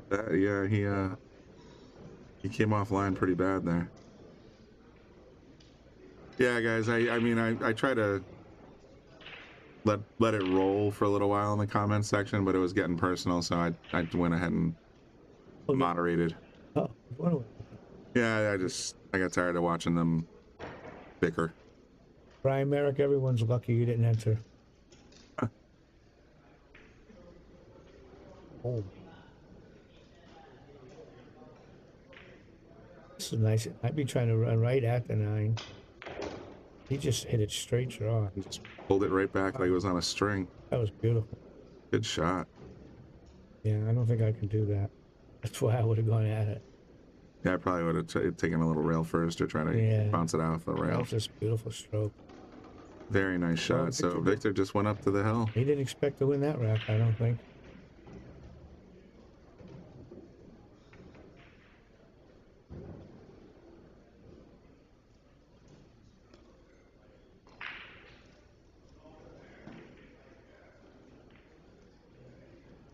Looks like a dolphin. Well, I mean, we all see things our own way. Art is subjective. Got that shark fin in the back. Yeah, you got the big giant fin there. Yeah. Flippers and the gills and the teeth. A hair pig, that's how I felt too. 7 feet away, I think I'd be trying to get a little rail on that. But he hit it perfect.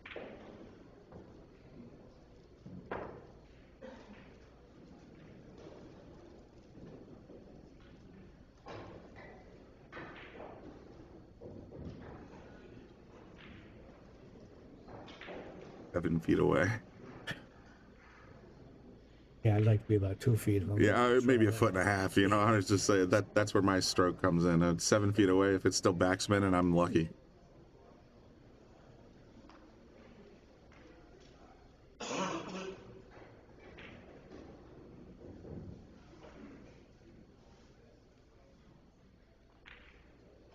Victor on the hill, David at the table, I think. Yes. Welcome, Keith. We enjoy doing this live. I mean, this has been fantastic. You know, Digital Pool's been very nice for sending us these feeds so that we can broadcast them for you. Big thanks to Zach out there and for giving us all the tech. And like I said, if you want to support efforts like this on the Shark Stream and Digital Pool bringing you live coverage, right there at the bottom of your screen, http://digitalpool.net/accustats. You put in the code the Shark Stream. You can get all the tables, including the main table with commentary. You can get them on demand or live anytime you want. This is going to be really hard to hit. Yeah, Brian Merrick, I didn't know I was coming here until 11:30. So I had planned on going to the other. No, yeah. Advance warning.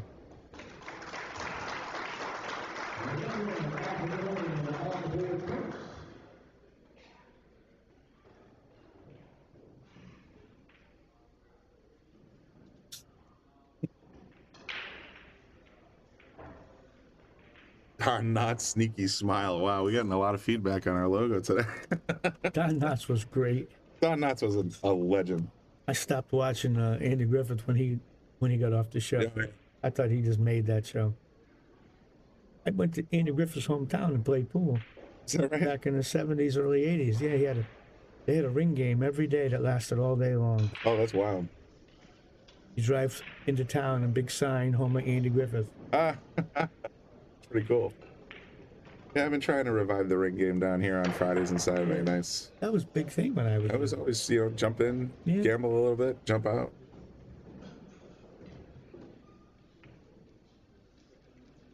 That was a very nice shot. What's he gonna do here? I don't see him doing anything positive off the table. Oh, I'm sorry.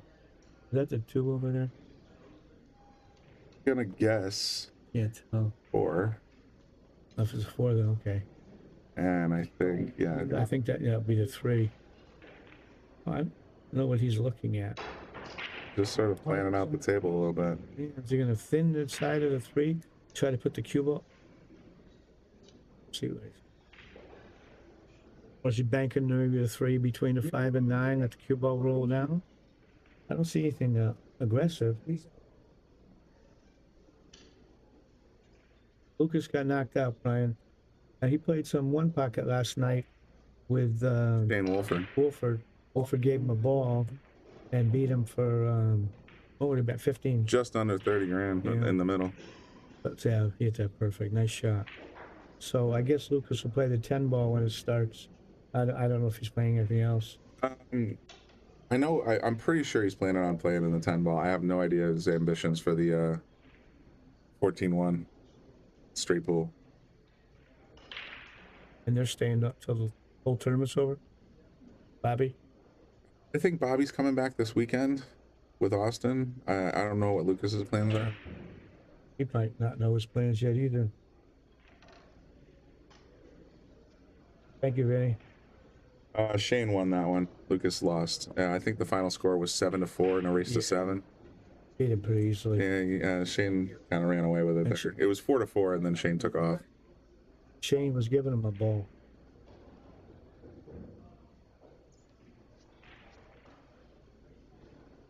Not much good here. I mean, hit it and hope, I think, with this one.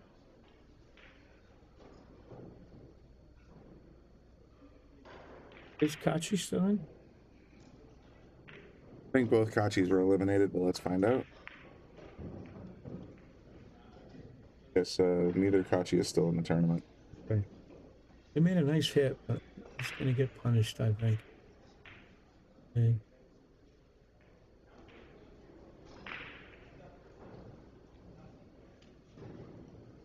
They were playing, Brian, they were playing, not rotation, they were playing one pocket. Yeah, it was like a 4-hour match. Yeah. But it was definitely one pocket. That a race to 7 for that kind of scratch is a lot of money for 9 ball.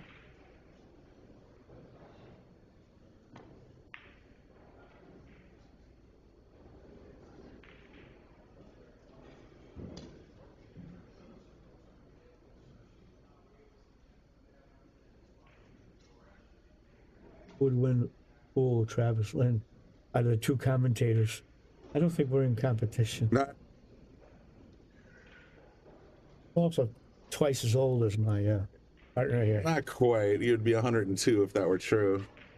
But the fact is, yeah, I mean, it's been proposed by a few of the fans out there that we should get you, me, Chicken, Bobby Hilton, and a bunch of other, people in a booth just to play a little round robin or something. Well, I'd like to draw Chicken then.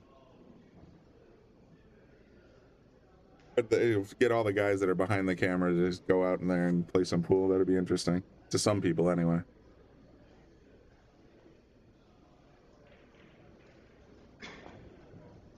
Trying to get underneath it. It was tough to get underneath that ball. Brian, that may be true. I mean, I know that Lucas is always looking for action in the green room, so they could have played 9 ball the night before, but what they actually did, it was, you can still view it on Omega Billiards TV channel on YouTube. Yeah. It was on there for free. So if you want to watch that at One Pocket Marathon, then it's there. Brian Merrick asking about. He just shoot me. I couldn't play that game for 4 hours. No, I was talking about Brian Cues. Oh, the other Brian. Yeah, he said that they might have been playing rotation before. I played Brian Merrick's in one pocket one time. Oh, really? I can't imagine Brian having the patience for one pocket. He doesn't. He doesn't. But we had a good time. I'm sure it was entertaining. Brian is constantly entertaining. Yes.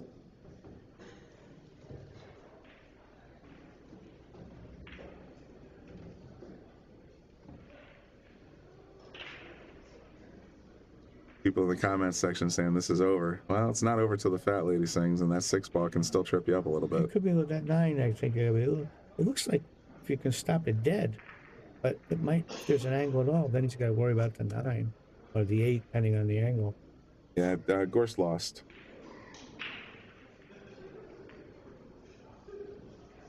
Lost to Niels, 10-8. Yeah, all 4 of the matches went down to the end.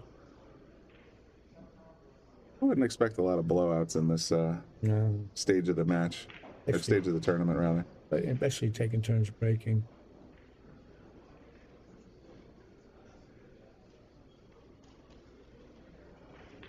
Just put the link to the bracket in the comments section if you want to check out the current situation. Oh, he went to the rail and back. I thought he might have stunned it. I thought he'd come down here. Yeah. Ryan Merrick, do you have this match tonight, or are you just joking? Do you have a list match tonight, bro?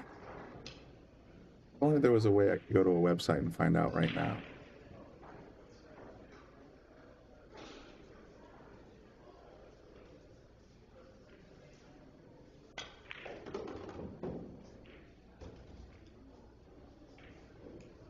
I am pretty good.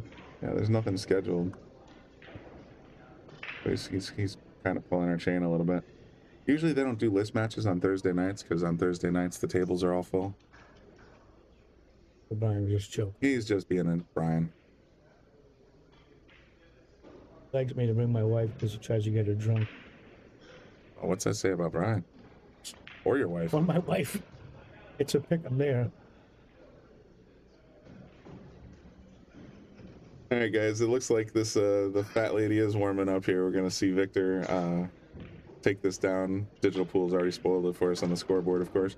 But I would like to thank everybody for tuning in. At one point, we had almost 1,700 people tuned in. We're gonna sign off after this rack, and we'll be back in about an hour and 45 minutes with the next round of the tournament. I think we're gonna be able to bring you at least one or two of the matches from the top 8. After that, I'm pretty sure you're going to need to go to the pay-per-view and tune in there for the remaining semifinal and finals. But thank you guys for tuning into the Shark Stream. Check out that link on the bottom of your screen that takes you to the pay-per-view website on Digital Pool. And it supports the Shark Stream, supports Digital Pool, supports International Open 2024. Once again, like us, follow us, subscribe. Click the notification bell, and you'll be notified as soon as we come back with further coverage of the quarterfinals. This is Brian Brennan, Bobby Hunt, saying goodbye for now. We'll see you in a little while.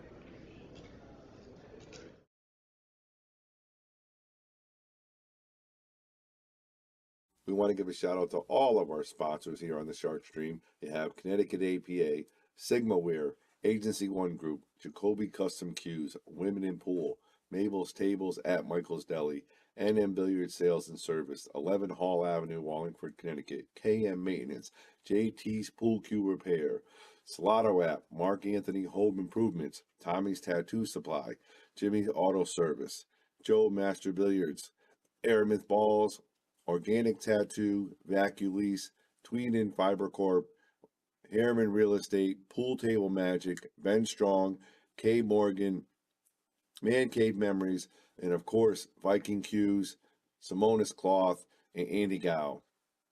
This is Bobby saying,